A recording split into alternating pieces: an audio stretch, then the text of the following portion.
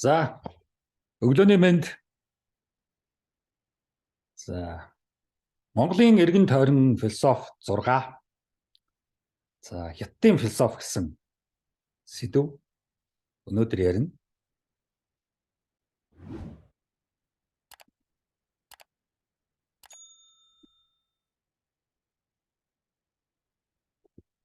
За, ерөнхийдөө юм лекцээ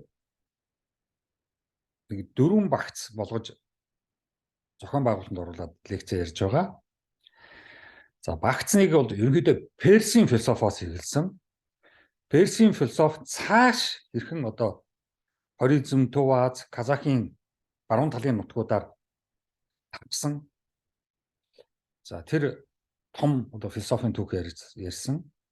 За, багц 2 дээр энтхигийн тэрх том философийн түүх цаашаа бас хэрхэн хөгжиж, за тэндээсээ төвд орсон, төвдөөсөө наашаа ирсэн.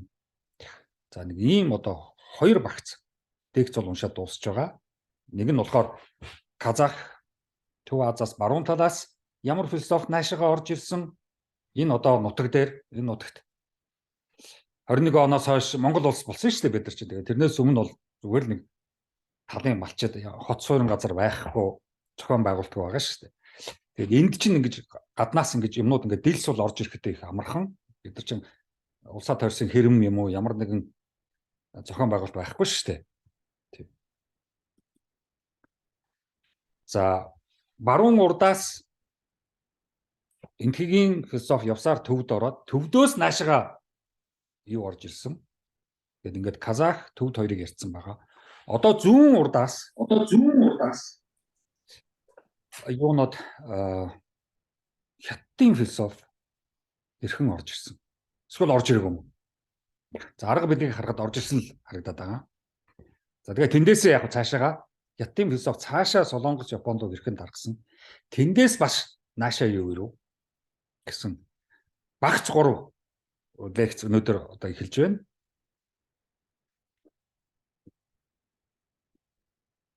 За, Хятадаас юу ирв? Тийм. Газрын зураг дээр харахад тийм ээ. Энтхэг төвдөөс юу ирсэн? За, энэ Иран байна, Перс, хоризм Төв Азаар дамжаад, Уйгураар дамжаад, Казахаар дамжаад баруун талаар юу орж ирсэн? Баруун урдаас юу орж ирсэн? Одоо бид нар зүүн урдаас, зүүн талаас юу орж ирв?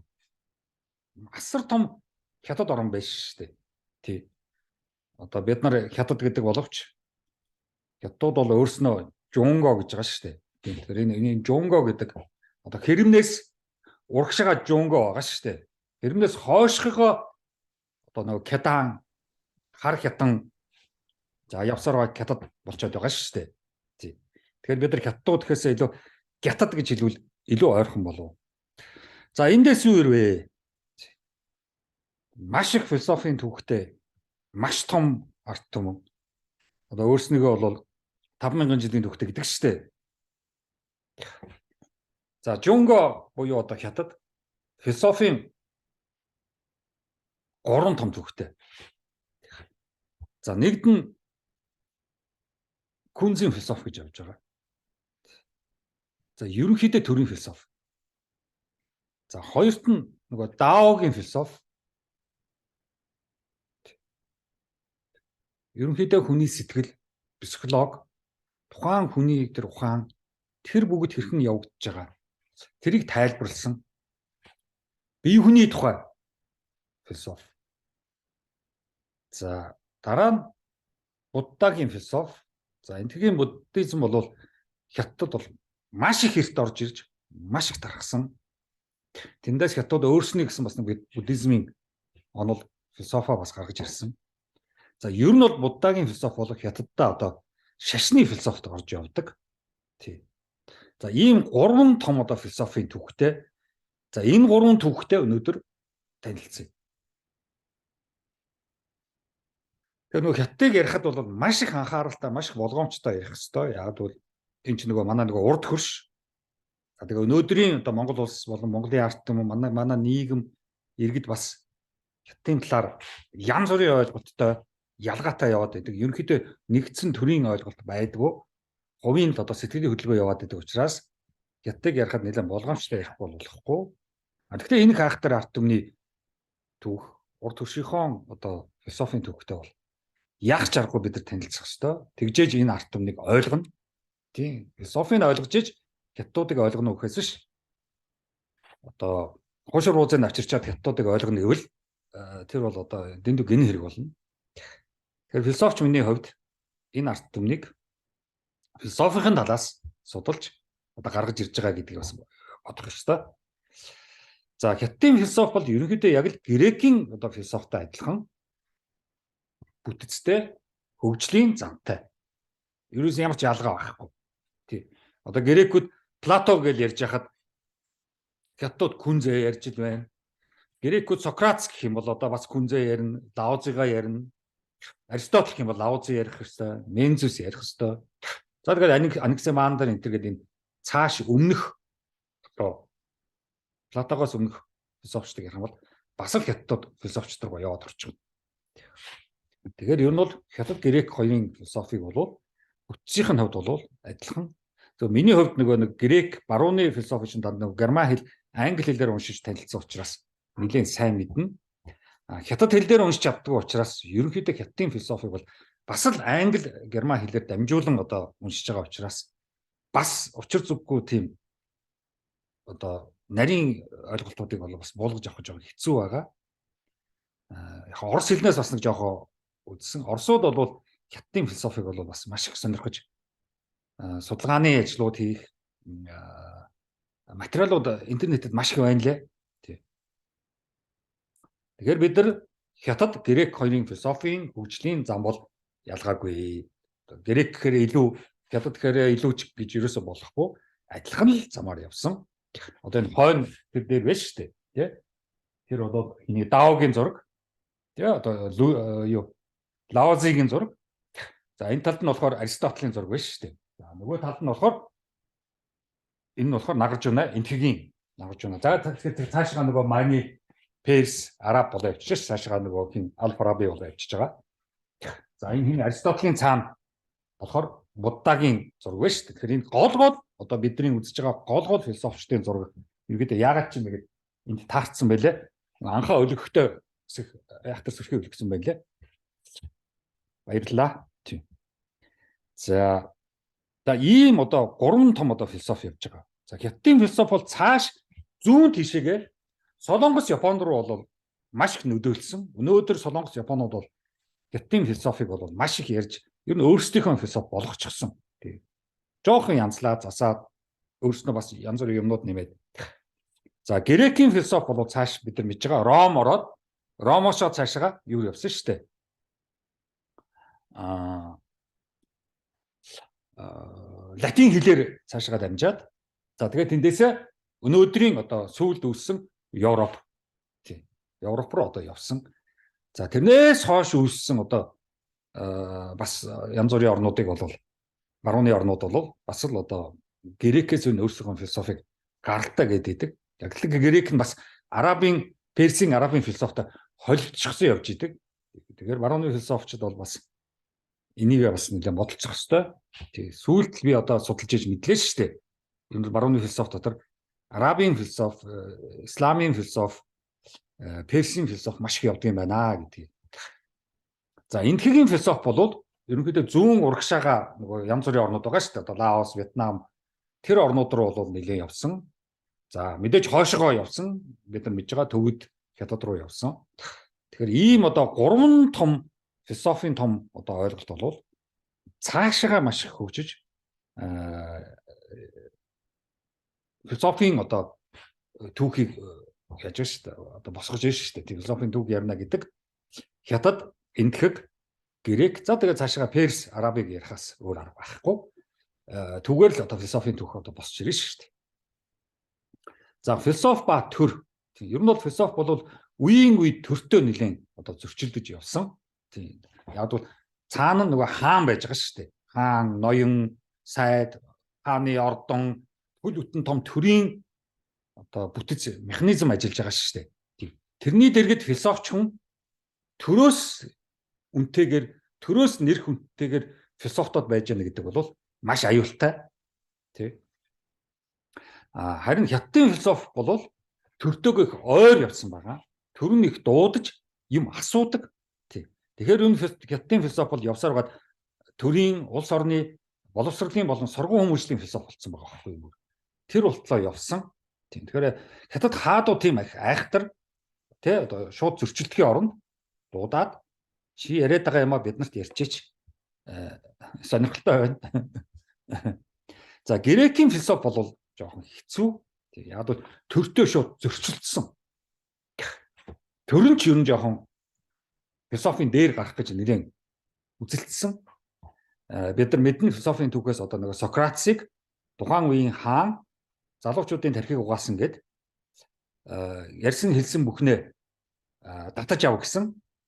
За Сократес бол үгүй хэлсэн ярьсныгаа би дахиад давтаад ярина гэсэн. Дахин. Тэгэн гол одоо хор эсвэл одоо хор угаад энэ хоруугаас яв. Эсвэл бол грек орныг орхиод өөр орн руу яв гэсэн. За Сократес бол одоо грек орныг орхиогүй хүний нутагт одоо юугаа ихв нутагтаа дуусъя. Тэгээ хор ууж өгсөн Сократесийн одоо жишээ байгаа. Грекийн философийн жишээ. За энэтхэгийн философи бол ерөнхийдөө төрийн нэг хэсэг нь болоо явчихсан. Хажууд нь тий. Заримдаа хаадууд очиж бас асуудаг. Зарим хаадууд багж философч ажиллаа хаяад хаан ширээгээ орхиод философч хүртэл болдог. Бид нар одоо мэдэн шүү дээ тийм үү? Хан хүү хүртэл хамаагүй орхиод философч болдог. За энэтхэгийн философи бол нэлээд шашинлаг. Тийм. Тэндээс бол олон шашнууд үүссэн шүү дээ. Тийм. Философи бол ер нь бүгдийн эхлэл шүү дээ. Шашин ч үүссэн философоос, шинжлэх ухаан ч үүссэн. Одоо бидний яриад байгаа тэр физик, математик, психологи, социологи одоо юу гэдгийг хүндрэлтний мэдлэгтэй холбоотой бүх танин мэдхүн сэдвүүд бол философоос гаралтай. За хятадын төрийн түүх рүү оръё. Яг бол одоо хятадын төрийн түүх ярина гэдэг хятадын бас нэг тодорхой хэмжээгээр философийн түүх ярих болчиход байгаа байхгүй юу? Яг бол хятадын төр тэр болгон өөрчлөгдөж шинжлэхдэх болгондоо философийн онолыг дандаа хамт авч яваад байгаа байхгүй юу? Тэр их чухал. За хан улсын цаг үе гэж байгаа. За Христээс өмнөх 600-аас Христийн дараах 300-аас Христийн дараах 300 гэсэн. Ерөнхийдөө энэ үед бол хятадын одоо тан улс гэж ярьж явдаг. Хан улс гэж ярьж явдаг. За дараа нь тан улс нь болохоор 600-аас 1000 он хүртэл. За дараа нь 1000-аас 1300 он бол сон улсын цаг үе гэдэг. Ер нь бол тийм. Тэгээ ингээд тэр болгондоо философийн онцлогтой, гол нь онцлогтой. Тэгэхээр энд бол би төрийн түүхийг ярьж байгаа биш үү? Төрийн түүхтэй хамт философи хэрхий явсан. Тэрийг яриа. За 17-аас 18 дугаар зууны цаг үе гэдэг. 19-оос 20 дугаар зууны цаг үе. Энэ цаг үе болгон улс төрийн онолтой, улс төрийн урайтай. Тийм. Нэг хаан гарч илээ, улс төрийн урай гаргалаа. Тэр улс одоо тэр хааны үед энийг л үнэн гин, энийг л зөв гин шүү. Энийг л ёс суртахуун гин, энийг боловсрол гин, энийг сургууль хөгжил гин. Тийм. Энийг танин мэдхүү гин. Тэгээд хэний философиг 10 жилийн сургуульд заах уу? Хэний философиг төр хэрэглэх үү? Ингээ явчихж байгаа байхгүй юу? Тийм. Аюу сонирхолтой. Тийм. Тэгэхээр ийм тийм сонио артум хятадын артум. За тэгээд яг саяны тэр хан улс, тан улс, сон улс гэдэг ингээд байгаа тэр цаг үеүүдэд философийн ойлголтууд нь хамт явж байгаа байхгүй юу? Одоо жишээлбэл хан улсын үед даоизм маш их гарч ирсэн гэж байгаа байхгүй юу? Тийм. За тэгээд күнз ерөнхийдөө тэр үед хан улсын үед төрийн бүр идеологи болсон. За тан улсын үед болохоор буддизм маш их орж ирсэн. Тэгээд буддизм тосгоны жижиг сүсгэллүүдтэй нийлээд ерөнхийдөө хятад орон даяар тархсан. Тэндээсээ гадагшаа явсан. Одоо маш том юу болж эхэлсэн. Сүсэг бишрэл болж эхэлсэн. За сон улсын үед бол буцаад хятадууд буддизмаас татгалзаад хүн зургаа орж эхэлсэн. Гэхдээ өмнөх дао буюу даоизм, тэрний дараах буддизм тэрнээсээ зарим онолуудыг бас авсан. Тийм. Хятадууд нэг онцлог байгаа байхгүй юу? Бүгдийг авахгүй, бүгдээс татгалцахгүй. Авахыг авна, татгалцахыг татгалцна. Тийм. Одоо тэр нэг авахыг авна, хаяхыг хайна гэдэг байгаа чинь нөгөө хятад зүр зөгцөө үгнэл орчуулга явж байгаа байхгүй. За 17-оос 18 дугаар зуунд бодит байдал гэж юу вэ гэдгээр орж ирсэн. Тийм. Одоо яг энэ reality гэж юу юм бэ? Реал гэдгийг одоо бид нар юуг бодит байдал хийм бэ? За энэ бол одоо маш том философи юм явж байгаа. Цаана нөгөө феноменолог, онтолог, философийн ойлголтууд. За 19-оос 20 дугаар зуун. За одоо яг Монгол улстай нэлээд ойртож эхэлж байна. Бид нар чинь 20 дугаар зуунаас л эхэлсэн шүү дээ. Тий. Одоо яг жихэн улс болж, хот болж нэг иргэн хүний амьдрал эхэллээ шүү дээ. Тий. За яг энэ үед хятад барууны философитой өөрсдийнхөө философиг зэрэгцүүлж эхэлсэн. Бидний яриад байгаа, тэдний яриад байгаа ер нь юу юм?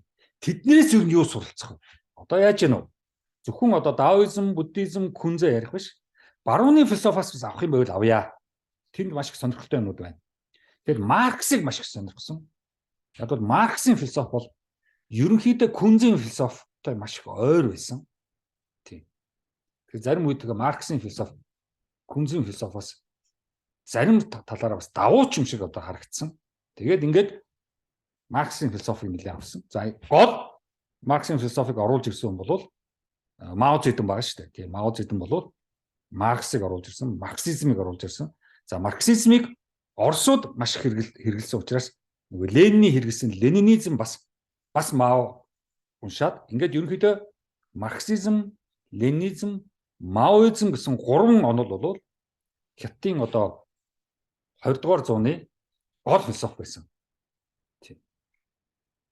За тэндээсээ цаашаа одоо явсан шүү дээ. За ийм одоо онцлогтой хятад бол тийм. Би одоо энтхийн философи гэсэн мөртлөө арталтан дандаа бий гэдэг байгаа шүү дээ. Тэгэхээр яагаад гэвэл ер нь энтхийн ингээд философийн номнуудыг ингээд уншаад энтхийн философитой танилцж байгаа. Ерөнхийдөө хүний энэ бий гэсэн энэ асуудыг маш их тавьж тэрэнд хариулгаж оролцсон. Энтхийн гол одоо философч тэр Махавира гэж байгаа. Тэр бол хиндуизмын философи. За тэрний дараа одоо бидний сайн танил одоо буддын шишний одоо будда тийм ээ. Бас одоо бий гэдгийг маш их асуусан. Тэгээд ерөнхийдөө энтхийн философийн нэг онцлог болохоор биег бол ерөнхийдөө анханаас бол үүсгэсэн байна. Ер нь бол одоо бидэрт яг тогтсон. Яг бий бол байхгүй юм байна. Энэ бий бол одоо үргэлж өөрчлөгдөж шинжлэгч яадаг нэгдүгээр. Хоёрдугаар хүн өөрийгөө бий гэсэн тэр одоо бие даасан тэр биегээ үүсгэж яг одоо жинхэнэ бий болно гэдэг бол тийм амархан биш юм байна. Маш хэцүү юм байна. Одоо бид нөгөө дээрх гэлтэй яриад байдаг шүү дээ. Тэр чинь бол яг л бий болж байгаа юм байна. Өөрийгөө олсон бий болно гэдэг бол ямар хэцүү тэр одоо буддагийн чинүүдээр зөндөө байгаа шүү дээ. Шунал байхгүй болох, хувиа бодох, эгоизм тэр бүгдийг байхгүй болгож устгаж байгаа шүү дээ. Энэ хятадын философи ч гэдэг 3000 жилийн төвхтэй шүү дээ. Яагаад би одоо хятадын философиг бид гэсэн үгтэй холбосон бэ гэхээр одоо нэг тосгоныхон тариачдаа тий одоо бид гэдгийг одоо маш их чухалчилж хамгийн өмнө тавьдаг. Биегийнхаа өмнөр бидийг тавьдаг. Боловсролын тал руу хятадын философи боловсролыг их чухалчилж байгаа. Энтхийн философч нь хятадын философийн хажууд бол ерөнхийдөө сэтгэл зүйн маш чухалчилж байгаа байхгүй юу? Одоо нэг биегийн асуудал болчихж байгаа байхгүй юу? Тий. Хятадын философи бол тэгэхээр тий биегээ хошин тавь. Эхлээд бид рүүгээ анхаар. Бид дотор чи учраа олчих юм бол бидний нэг гишүүн болж чадчих юм бол тэндээсээ дараа чи өөрийгөө одоо мөчлөөд явах хэвээр. Японууд бол зэн буддизм гэж тэгж байгаа. Тэр чинь яг буддагийн орнд явж байгаа. За даоизм бол Японоос маш их огцсон шүү дээ. Даогоор тэр одоо будд одоо тэр чинь нөгөө доо гэдэг чинь яваад байгаа шүү. Бидний одоо нөгөө жу доо энэ төр гэдэг чинь айкидо тэр чинь тэр доонууд дандаа яваад байгаа байхгүй юу? Тий. Тэрний үг бол одоо тэгэх зам гэсэн. Төвчээртэй айкидо гэдэг чинь одоо өөрийнхөө хүчийг хэрэглэхгүй хүний хүчийг хэрэглээд өөрөө нь унгаадаг. Тэр яваад байгаа шүү дээ. Арабын философч нь одоо нөгөө өмнө нөгөө персийн философи эндээсээ хөгжиж бие даасан философи болсон баггүй. Арабын ертөнц одоо үүссэн баггүй юу? Анх одоо хуманизм бидний одоо хүмүүнлэг гэдэг ойлголтууд чинь тэнд үүсэж байгаа баггүй. Хүнийг судалж эхэлж байгаа баггүй. Одоо тэр Коран гэж чинь. Тэгээд Коран ч одоо нүл сургуун мөч. Тэр өдөрт тэр мөргөл хийж байгаа чинь дандаа психологи цэвэрлж байгаа. Мөргөл хийх болгондоо энийгээ цэвэрлж байгаа.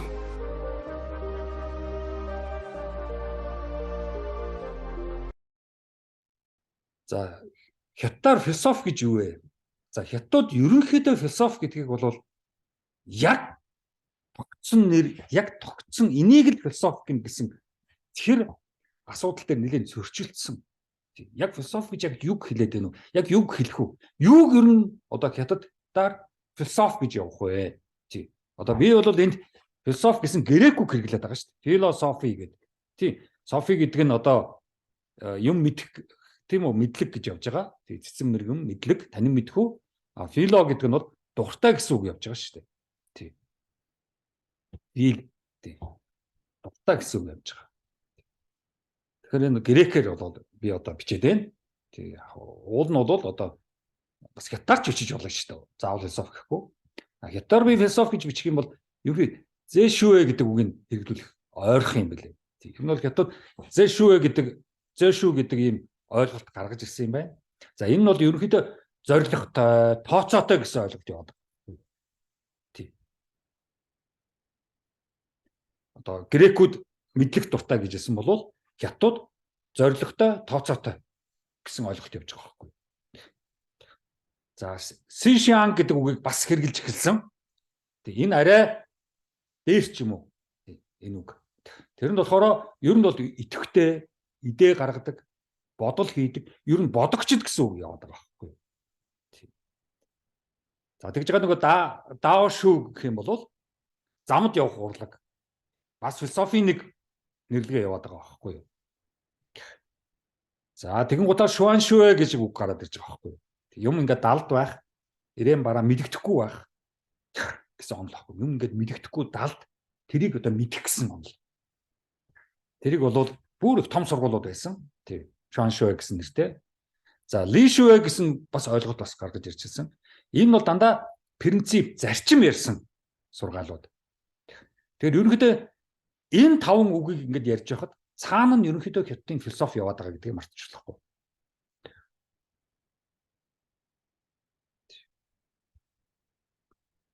За буцаад хятадын одоо философи грекийн буюу барууны одоо философитой харьцуулахад ер нь бол хятадын философийн онол бол юм өөрчлөгддөг шүү, юм хувирдаг шүү, бодол өөрчлөгдөн, юмыг бас өөрөөр хийх боломжтой гэсэн нэлээд одоо уян налархаа гэх юм уу тийм. За барууны философийн онол бол тийм биш. Яг ийм тогтсон үнэтэй баталгаатай. Ингэж л бод, ингэж л хийн шүү. Тий. Тэгэхээр ер нь баруун одоо өрөнд орон хоёрын ялгаа бол ер нь энэ дээр яг явж байгаа. Тий. Тэр ерөөсөө энэ лекцийн үеэр бас аюул анхаарах хэрэгтэй. Яг одоо юу юм бэ? Философи бол тэр гэж барууныхан тэгээд байна шүү дээ. Тийм. Тэгдэг. Тэр гэж байгаа. Хятад бол философи гэдэг үү? За жоохон асууя. Тэр орно тэгж хэлж болно. Тэгтээ наас чинь цаашгаа өөрчлөгдөж болно. Энэ эцсийн хууль биш шүү. Дандаа тэр явж байгаа. Тийм. Одоо монголчууд бидний нэг яг хэлчих. Одоо хэлчих гэдэг чинь хятадын хувьд бол инээдэмтэй байхгүй юу? Хятад инээ. Тийм. За хятадын философийн зүй гэсэн энэ ойлголт бол маш их чухал ойлголт. Одоо Жэшүэгийн зүй. За яагаад философоор ажилласан хүмүүсийн нэрний ард зүй загвар далгадаг вэ? Хятадууд. Яагаад? Яагаад зүй? За энэ нь бол нөгөө нэг хятадын ийжинг гэж нэг онол байдаг шүү дээ. Ийжинг. Өөр эртний өөрчлөгдөх, хувирдаг гэсэн онолыг хэрхэн бодож тийм үү ийжингээ бодоод, ийжингээ хэрэглээд явж чадсан. Тийм. Түүний ийжингийнхаа хажуугаар амьдралаа бас зохицуулаад явж чадсан. Тэр философчдыг тэр хүмүүсийн нэрний ард дандаа зүй залгадаг.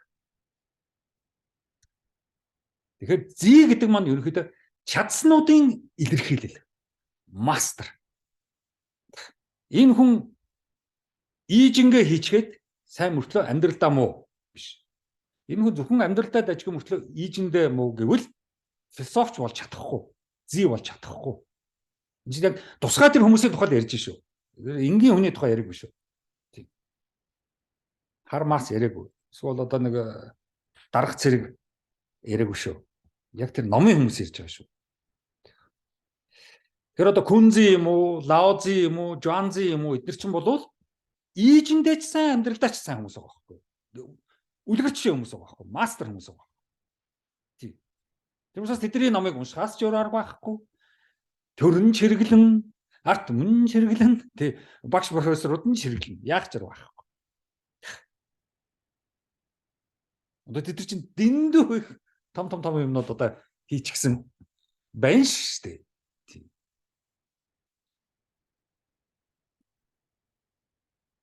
За ингээд эндээс ер нь юг бид нар гаргаж ирэх хэрэгтэй байвал ер нь бол хятадын философи бол ерөнхийдөө амьдралын тухай дистаратай бодол хийх. Хятадын философи гэж юу вэ? Хятадын зэшүэ гэж юу вэ? Амьдралын тухай дистаратай бодох. Амьдрал гэж юу вэ? Яагаад амьдарч байгаа? Юуны тулд? Миний амьдарч байгааг амьдрал гэж хэлж болох уу? За энэ үг бол Хятадын одоо зэшүэгийн үндэс. За Хятадын философиг бид нар ярина гэдэг, Хятадын зэшүэг ярихна гэхэд тухайн тэр нөхцөл байдлуудыг дандаа ярьж явах хэрэгтэй. Хятадын газар зүйн байрлал, байгалийн өгөгдөл, тэр дотор хэрхэн философтох, тэр дотор амьдралыг хэрхэн ойлгох. За санхүү эдийн засгийн ойлголт, орлогын ойлголт, хоол унд идэж уух юм бас байх хэрэгтэй. Ихгүйгээр одоо зөвхөн одоо зэшүэдэд философи цугаад иж болохгүй шүү дээ. Тэрийг яаж зохицуулах вэ? Хоол ундаа яаж зохицуулах вэ? Хоол ундгүй одоо суугаад ах юм бол өсөө өчж шүү дээ. Тий. За нэгэнт одоо хоол унд ярьж байгаа учраас тариачлыг ярихаас өөр арга байна. Яг бол ер нь эдийн засгийн орлого, санхүүгийн бүх орлогууд бол тариачлаас хамааралтай. Хятад орн бол тариачлаас хамааралтай. За бид нар бол малчлаас хамааралтай. Мах иддэг учраас. Тэгэхдээ бид нар мал аж ахуй гэсэн тийм том салбар байхгүй учраас нэг бүрчилсэн энэ тэнд малаа хариулж яваа хүмүүсийн махыг л энэ тэнд цуглуулад тэгээд бид нар тэр махыг идээд байгаа шүү дээ. Гэтэл тариачин гэдэг чинь шал өөр зохион байгуулалттай. Нөгөө тосгон, хамтрал, нийтлэг, тэндээс бүх юм бүтэн. Тэндээс бүх хоолунд босч ирнэ. Тэгээ тэндээс арт түмэн хооллон, төр хооллон, философч хооллон. Тийм. Бүх орлогын их усрыг чинь эхлээд тариачид гаргаж байгаа байхгүй. Дараа нь хоолундтай болчлоо. Одоо хоолунд нь болчлоо. Гидсэн цадчлаа. Одоо байшингаа барина. Зам гүүрээ барина. Философи номоо бичнэ. Уран зураг зурна. Төрийн ажил хийгдэнэ. Ёс суртахуун бүх үйл ажиллагаа тэн дээр дандаа тогтож явна. Тэр хятад орн бол тариачин дээр тогтож явдаг орн. Хятад орныг тариачдгүйгээр төсөөлөх ямарч боломж байхгүй. Тэр одоо сүүлийн 20 жилийн дотор 700 сая, 800 сая тариачдыг ядуурлаас гаргалаа гэдэг чинь аргагүй байхгүй. Тэгээд тэднийг ядуурлаас гаргаад тариачд нь сайн ажиллаад эхэлсэн чинь хятад орны эдийн засаг санхүү орлого нь дэлб явж байгаа шүү дээ.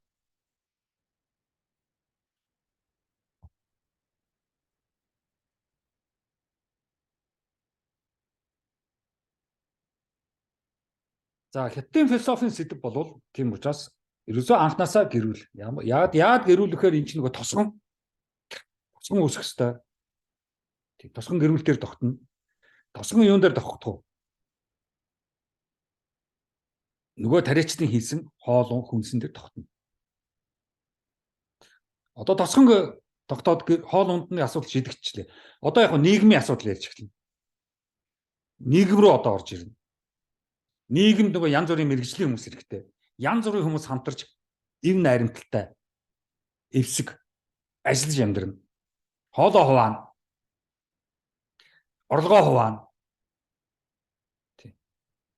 Тийм учраас хятадын нийгэм, хятадын тосгонд хэн нэгэн юм одоо тийм үү хулгайлаад юм уу бултаад залдаад явах гэсэн тийм ойлголт байхгүй. арчлал капитализм гэж солиорч явах үед баахан баячууд, баахан нөхдүүд үүсэн тэд нар бүгдийг бодоо олгосон шүү дээ. Нөгөө авилгалтай тэмцэх 10 жил байлаа шүү дээ. Хэдэн мянган хулгайч нарын асуудлыг шийдчихсэн шүү дээ. Тийм. Өнөөдөр хятад асуудалгүй. Тийм. Тэгэхээр энийг бас бид нар сайн бодох хэрэгтэй байхгүй юу? За одоо тэгээд тосгон болчлоо, нийгэм болчлоо. Одоо яах вэ? Тэндээс төр гарч ирнэ. Төр эдгээр дээр босч ирсэн. Тэс төр дээрээс доошоо биш шүү. Доороос дээшгээ төр гарч ирж байгаа шүү. Тариачин дээр тулгуурлаж хятад орн босч ирж байгаа. Хятадын төр бол тариачид дээрээ тулгуурласан төр. За хятадууд философо хэрхэн төсөлдөг вэ? Одоо бид нар энэ нөгөө энтхэг төвд дээр ярьсан шүү нөгөө тарин уншдаг, бурхны зураг зурдаг, тэгээд зул асаадаг тийм үү? Тэгж одоо философдог энтхэг төвдүүд. За хятадууд бол ерөнхийдөө хятадын философи бол афоризм дээр тогтдог.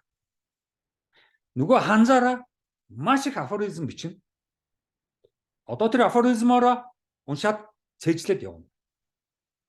За хоёрт нь нөгөө зүйрц зүгс. Маш их зүйрц зүгстэй. Одоо монголчууд бидний яриад байгаа зүйрц зүгс дотор бол хятадын зүйрц зүгс зөндөө байгаа шүү дээ. Тий. За нөгөө зураглал бас тэтэд рүүгээ явна. Гой зургнууд зурна. Уул, таалла, ширгэж байгаа шувуу, хаврын улирал, намрын улирал тэргээрээ дандаа философтж явна. Хаврын философи, намрын философи. Одоо тэр зүйрц зүг дээр би бодоод байсан чинь төрийн төлөө огтон торж өгөх гэдэг нэг зүйрц зүг байдаг. Тэгээ тэрийг би бас өчигдөр уржигдэр сайн бодлоо л тоо. Тэгсэн чинь уул нь маш эергээр хэлсэн үг юм байна. Тийм. Бид нар чинь тэрий чинь сөргөөр ойлгоод сөргөөр тайлбарлаад байдаг. Өөрөөр хэлбэл төрийн төлөө огтон ч гэсэн турж өгөх ёстой шүү гэж байгаа байхгүй. Тэгэрөөсө бүгдээрээ төрийн төлөө байх ёстой шүү. Огтны хүртэл төрийн төлөө байх ёстой гэж хэлж байна шүү дээ. Гайхамшигтай ууз. Тий. Тэгэхээр бид нар төрийн хэрэг над ямар хамаатай төрийн төлөө огтон турж өгнө гэдэг гэгчээр юу шинэх төрмөр яриад улс төрчөд байгаа. Төрсөг тийм аашийн. Тэр чинь буруу байсан байгаа байхгүй. Тэгэхээр бид нар ер нь ямар их хятадын зүрх зүгнүүдийг оруулж ирээд ингээд буруу ойлгуулад буруу явчихсан мэдгэж байгаа байхгүй.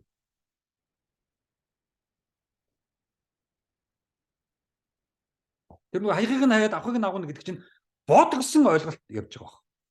Юу ч бодохгүйгээр хин яаж хаях авахыг ялгааг мэдэх юм. Дандаа тийм явж байгаа байхгүй.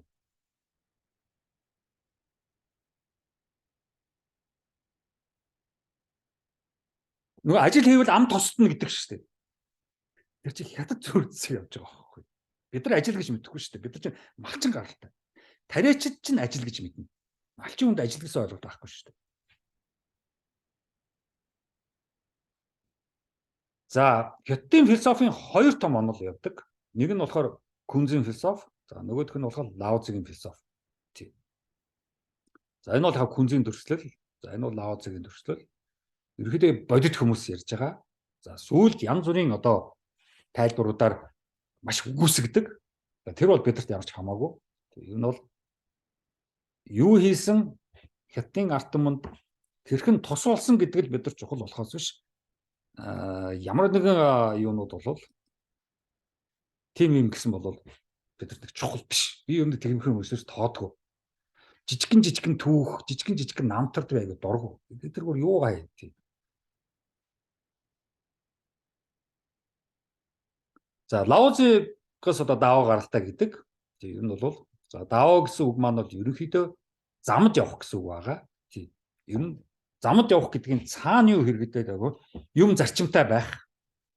Өөрийн гэсэн аргачлалтай байх. Тийм. Ер нь ямар нэг хэмжээгээр зөв замаар хүн явах хэрэгтэй гэдэг явж байгаа шүү. Тийм.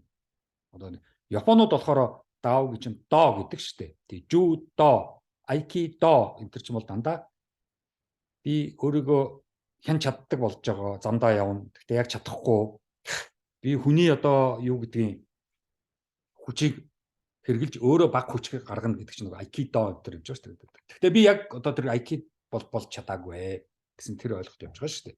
Тэгэхээр доо гэдэг нь бол энэ дао явж байгаа замд яваа. Би яг бүрэн чадаагүй шүү гэдэг л явж байгаа байхгүй. Болоогүй шүү.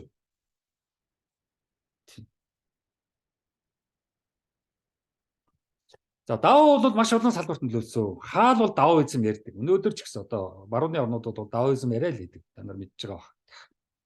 Ер нь бол улс төр, эдийн засаг, соёл, уран зохиол, хөгжим, урлаг, зөв хооллох, тийм үү? Тулалдаан, биеийн тамир, тулалдааны биеийн тамир.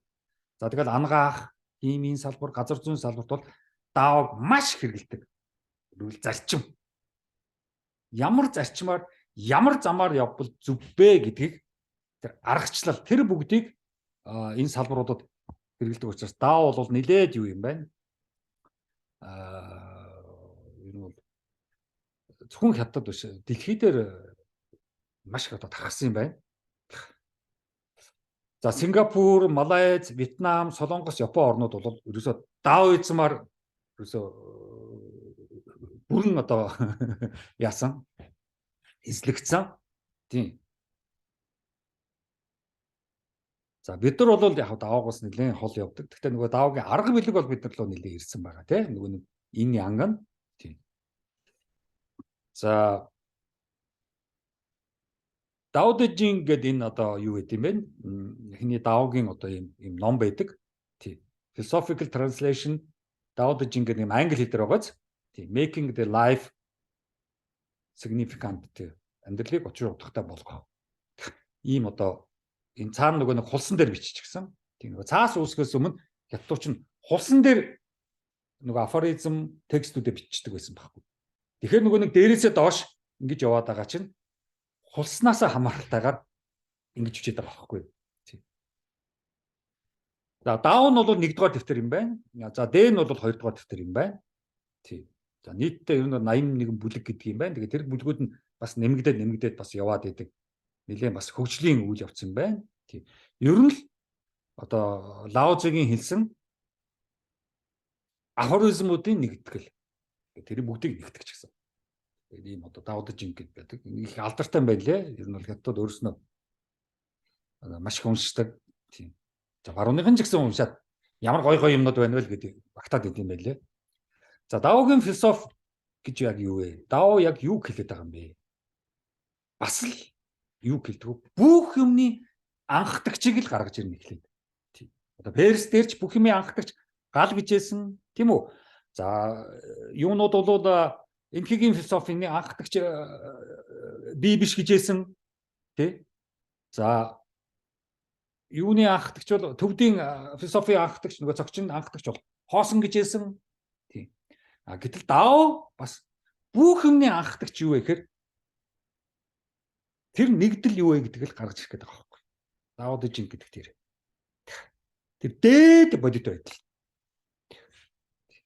Дээд бодит байдал. Тэндээс бүх бодит байдлууд үүссэн. Дээд юу үүссэн? Бүх юмны абсолют нь. Дээдийн дээд. Эцсийн эц. Анхны анхдагч. Тэр явж байгаа шүү.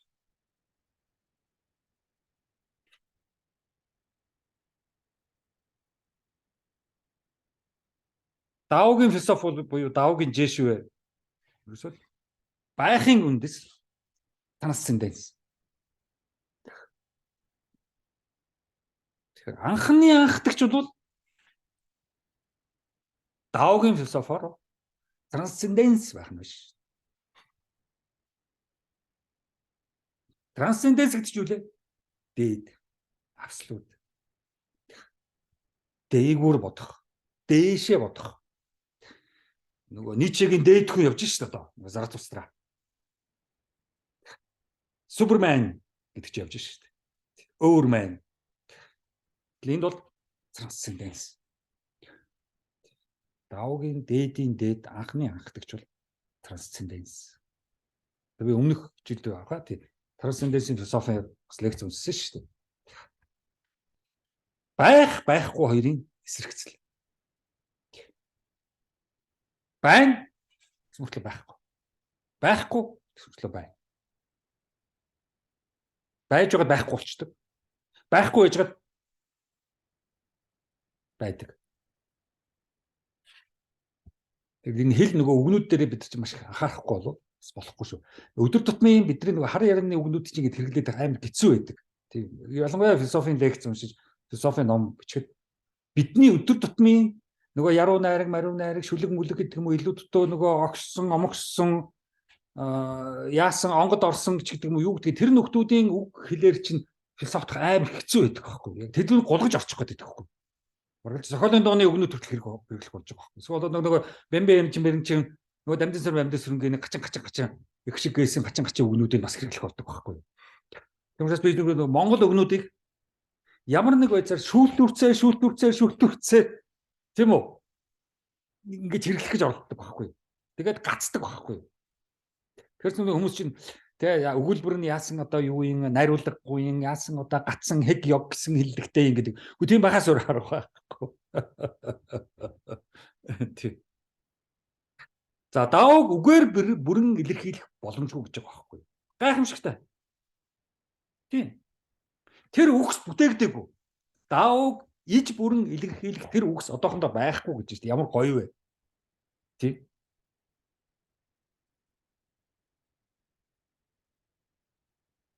Тэгэхээр одоо хизээч одоо хятад уурлахгүй нэ шүү дээ.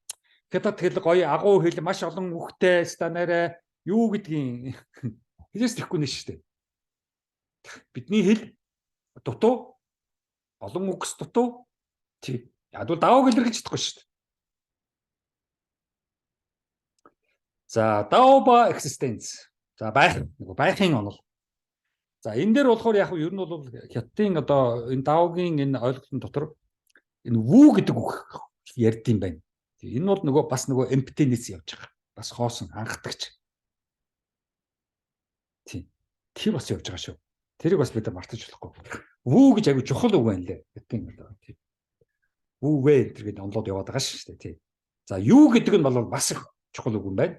Ер нь болохоор нөгөө being болон existence-ийг яриад байгаа байхгүй. Тэгэхээр нөгөө дао бол ер нь энэ existence-ийн философиг бас маш их ярьж байгаа байхгүй. Түрүүн transcendence ярьсан. Одоо existence ярьж шүү дээ.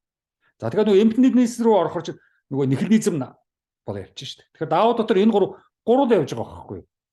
Би өөр гайхсан. Өмнөх жил би одоо ягаад ч юм лекцээ бэлтгэхдээ. За ер нь бол Монголд бол одоо transcendence, existence, nihilizm гурыг ярих ёстой гэдээ би лекцээ бэлтжижсэн байхгүй юу. Тэгсэн чинь сая дао дээр орсон чи тэр гурыг яриад байгаа байхгүй. Тэгэхээр ер нь бол философчд бол ойролцоол толгойн ажиллаж ойролцоол ажил хийж байгаа байхгүй юу. Хоорондоо нэг тийм ялгааг байгаа байхгүй юу. Яг би нэг Монгол хүн гэдгээрээ нөгөө жоохон хоцрогдсон хойно философч байгаа учраас бас нэг жоохон тэднийг харцсан юм шиг уншсан юм шиг болоод байгаа. Үгүй би ерөөсөө ямар ч философчийг дуурайж хийсэн ажлыг дуурайж хийдэг. Тэгээ миний нэг онцлог бол тэр философчдыг дуурайгаад хин нэгэн философчийг фэн болчихсон би явж ийдгүү. Над бол Германы философч, Хятадын философч, Энтхийн философч, Францын философч, Казакийн философч бүгд адилхан. Бүгдийг би адилхан үнэлнэ. Хин нэгнийг одоо дэшид явахгүй шүү дээ. Тэгээд хин нэгнийх нь философийг би тийм үү одоо монгол хэлээр орчуулад тэрийг ярьсан мэдэм хэрцэн явж хизээч тэгж чадахгүй. Яг бол миний философи миний эндээс үсэх хэрэгтэй байхгүй. Тэр аягүй чухал. За ургамал амтан хүн огторгүйн биед энэ бүгд байхын тулд орон ба хугацаа хэрэгтэй. Тэгвэл энэ орон ба хугацаа дотор хэрхэн байдаг вэ? Яах гэж байдаг вэ гэдгийг чинь Лаози асууж байгаа байхгүй. Орон байна. Хугацаа байна. За тэгвэл энэ хоёрын дотор бид нар яах гэж байна?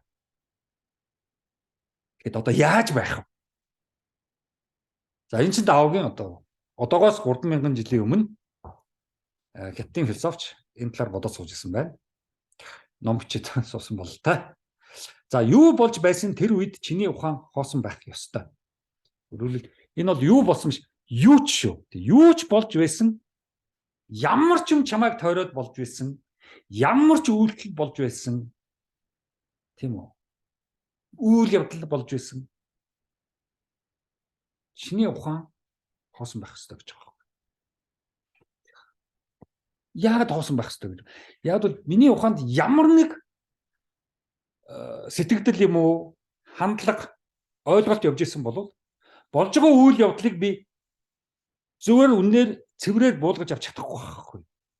Өөрийнхөө имийг наачих байхгүй. Амьдрал гэдэг чинь тийм штэ. Ер нь нэг юм штэ. Гятто тийм штэ. Бол германо тийм штэ шиг тийм үү. Тэр болгоныг хүлээж авах та. Гадар болж байгаа үйл явдал юу байдгийг, нийгэмд болж байгаа зөрчил, мөргөлдөөн, хэрүүл уруул, мэдэм хийрэл, булгай энэ бүгдийг явагдаж яхад философч хүн яах ёстой. Энэ нь хоосон байх ёстой. Шууд дайраад орчих болохгүй байхгүй. Өөрөөхөө дайраад орчих ёстой болохгүй. Тэр хэлээд байна шүү дээ. Даогийн вүү тэр хэлж байгаа байхгүй. За орон гэдэг эцсгүй төгсгөлгүй тул хоосон гэж байгаа. Тийм. Ямар нэг юм гээд эцсгүй төгсгөлгүй хязгааргүй байх юм бол хоосонтой л адилхан шүү дээ. Гэж байгаа байхгүй. Тий. Тиймээс хугацааг март. Өөрийнхөө санаагаа март. Харин эцэс төгсгөлгүй рүү босож ир. Ингээд хязгааргүй бай гэж байгаа. Ямар гоё хэлгүй. Хоосон бай гэдэг маань хязгааргүй бай гэж байгаа. Ямар нэгэн юмд бити хязгаарлагддаг гэж шүү дээ. Яах юм шүү дээ. Даав бол бүр энэ тэнд даавд их дуртай, даавизмыг маш их одоо ярьдаг чи аргагүй юм байлээ. Тэгэхээр бид нар бол хугацааг мартах хэрэгтэй. Тэр өцөгдөр тийм үү маргааш ирээдүй тэр хувь хүний хувьд одоохондоо нэг чухал биш байхгүй. Өнгөрсөнд байхгүй шүү дээ. Тий. Хүмүүс ингээл өнгөрсөн амьдралаа яриа тийм үү. Өнгөрсөн л өгөө юу лээ гач юм ярил л дээ. Тоох хэрэггүй. Юу мураками болохоор маш философи сэдвүүд нийгмээ одоо маш хурцнуудаар харж хайр найргүй хилчиж шүүмжиж тийм хүнээс хичмээр Японд одоо байж боломгүй тэр зам чанаруудыг хичээлсэн Японы нийгмийн асуудлыг ил гарган тавьсан цохол Япон хүмүүстэй харьцагтай ч гэсэн бас яг ийм их айхтар ийм бие гэдэг цэгэндэг хамаагүй тийм задгай сэдвээр ярих дурггүй тэг хүний асуудал руу ингэж орох хизээч орохгүй маш их бие шансан ийм алтан гэдгийг бид нар ойлгох ёстой.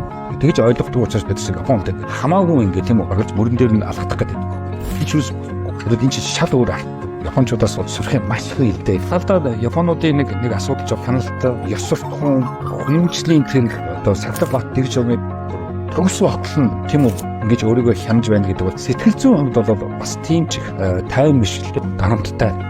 Хүний нийгэм гэдэг бол психологийн асар их чадвартай хүмүүсийн хамтрын амьдрал болохоос ш. Психологийн чадваргүй хүмүүс бол энд тийх амин орлоо. Тэмцэлтэй амин орлогч юм бол асар том одоо психологийн тэрэг тэгж байгааг дийлэхгүй гэж даруулж байгаа. Жүжигчин өөрөө хэтийн уран зохиолын салбарт, литературын салбарт гарч ирж байгаа залуу шинэ үеийн маш их бас нэгэн тийм тэгдэг сайн зохиолч яг одоо тийм өөрийн дотоод амьдралыг романаараа гаргаж ирж тийм нийгэм өнөөдөр цоошин нөхцөл байдал хурдан хөгжих гэж хурдан юмыг одоо сурч мэдэж чадах гэж одоо амжилттай байгаа төвч байгаа тийм үү хөдөө болж байгаа тэр л амьдралын хүнд даваануудыг алдаа оноонуудыг өөрийнхөө тэр олон дөрүүдээр илэрхийлж тэгээ ерөнхийдөө дотоод орныг баргаж танилцаач гэхэд хүн ер нь ямар хүмүүс юм бэ гэдгийг ер нь ойролцоогоор нэг мэдгийг өгвөл энэ романыг уншихад ер нь хятад гэдэг чинь ямар хүмүүс юм бэ. Унших бүрд энэ ном тийм амттай Ким Йонг Хагийн романыг зориуд энэ зохиолчийн энэ романыг орчуулсан байхад ер нь бол энэ романыг уншиж хаад философийн хамгийн том асуултыг тавьдаг. Тэгээ философийн хамгийн том асуулт бол хөл гэсэн сэдв байдаг. Тэгээд энэ Йонг Ха бол философийн сэдвээр романаа нэрлсэн. Шууд тэгээ би өөрөө шийднэ. Би бол яагаад ер нь би өөртөө одоо тэр өөрийнхөө одоо хэрэгчлээ билж өөрийгөө би яахаа би өөрөө яагаад шийдэж боддог вэ? Заавал одоо хүмүүс миний өмнөөс шийдэж намайг одоо нэг эзэмшдэг юм шиг тийм одоо байж хизэж болохгүй. Эцсийн эцэд би бол өөрийнхөө эзэм өөрийгөө яхаагаа мэднэ гэсэн тийм. Тэр их маш их тийм одоо хэрэгчлээ өнөртүүлсэн. Философийн том салбар хэрэгчлээ чинь тэр өнөртүүлсэн ийм одоо роман байсан учраас надад маш их таалагдсан. За нөгөө талаар одоо урлагийн ямар гоё юм бэ гэдгийг харсан. Урлаг бол ийм сайхан уран зураг гэдэг ямар гоё юм тэрийг ингээд хараад зөв ойлгох, сонголох хөгжим сонсоод зөв ойлгох, романууд уншаад, философийн номнууд уншаад кино фильм үзүүлээд тэндээс ямар амьдралын тухай ойлголтууд авч тэндээс хүмүүсийн үлгэр жишээ амьдралдаа одоо хэрэглэх тэр гоё сэдвүүдийн хариултуудыг тэндээс авдаг шүү гэдгийг бид нар бараг зөвлөж байгаа байхгүй юу. Тий. Тэгээд ийм одоо урлаг философиг ингээд холсон маш чадварлаг тэгээд гоё кул ийдсэн өгүүлбэрүүд нь багц тийм үү. Ерөөсө тодорхой тийм чадварлаг ормо.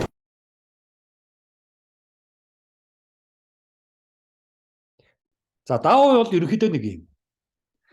За даав бол яг нэг бидний яриад байдаг нэг хоёр загсан арга бүлэг байгаа шүү дээ. Тийм. Нэг соён бүдээр байдаг. Тэр бол ертөнцийн юмс ингээд өөрчлөгдөн. Тэр хоёр загас бол үргэлж одоо солигдож байгаа хөдөлгөөнд байгаа загсууд юм зогсцсон загсууд биш шүү дээ. Хөдөлгөөнд байгаа загсууд. Тэгэхээр юм бол өөрчлөгдөн хувирна. Тиймээс энэ дотор таарч тохируулж л явж байгаа байхгүй. Үргэлж юм хувирна. Үргэлж юм өөрчлөгдөн. За энэ бол даав гэсэн. За ингээд хүмүүр өөрийн гэсэн даавтай байх хэрэгтэй гэсэн. За тэр даав дотроо бол юу бол лаози бол медитейшн, дасгал, тайчи, төвлөрөл, зураглал, төсөөлөл, амьсгалах, дотоод хийм, ёслол янз бүрийн юмнуудыг бүгдийг хийх ёстой. Одоо даоизмын хүн болъё гэвэл энэ бүгдийг хийж чаддаг болох ёстой.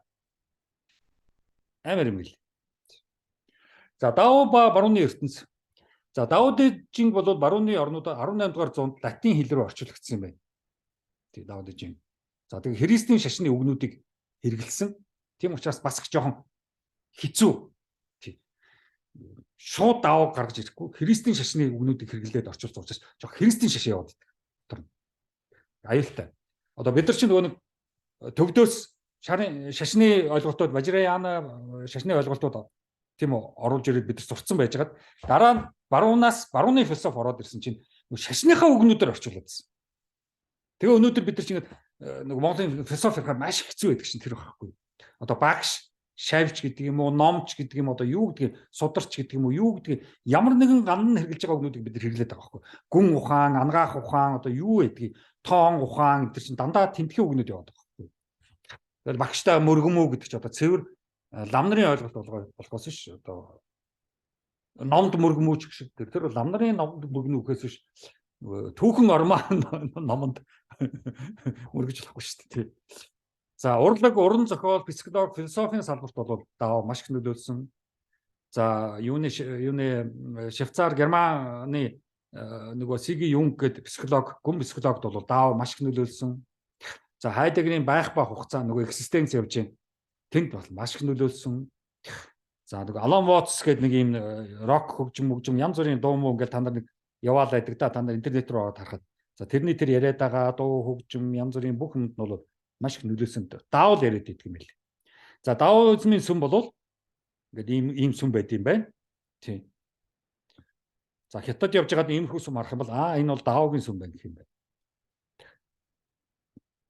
За манжин юу болов? За манжин нөгөө нэг кинг, манжин одоо бид нар хаан гэж уулна хэлэхгүй кинг л гэж хэлсэн. Хаан ч бол ордон байхгүй хүмүүсийг бид нар хаан гэдэг байгаа шүү дээ. Кинг ч бол ордонтой хүмүүс аахгүй юу. Тэгэхээр манжин одоо хаан нөгөө нурхаачи бол даогийн сүмүүдийг устгуулсан юм байна. Ер нь хятадуудыг бас шашингүй шүтлэггүй болох гэж оролцсон юм байна нурхаачи. Тэгээ яг нөгөө манжих штэ энэ юунд байгаа зүүн талд доронтын цаана байгаа. За буддизм руу оръё. За 200-аад онд бол буддизм хятад оронд орж ирсэн.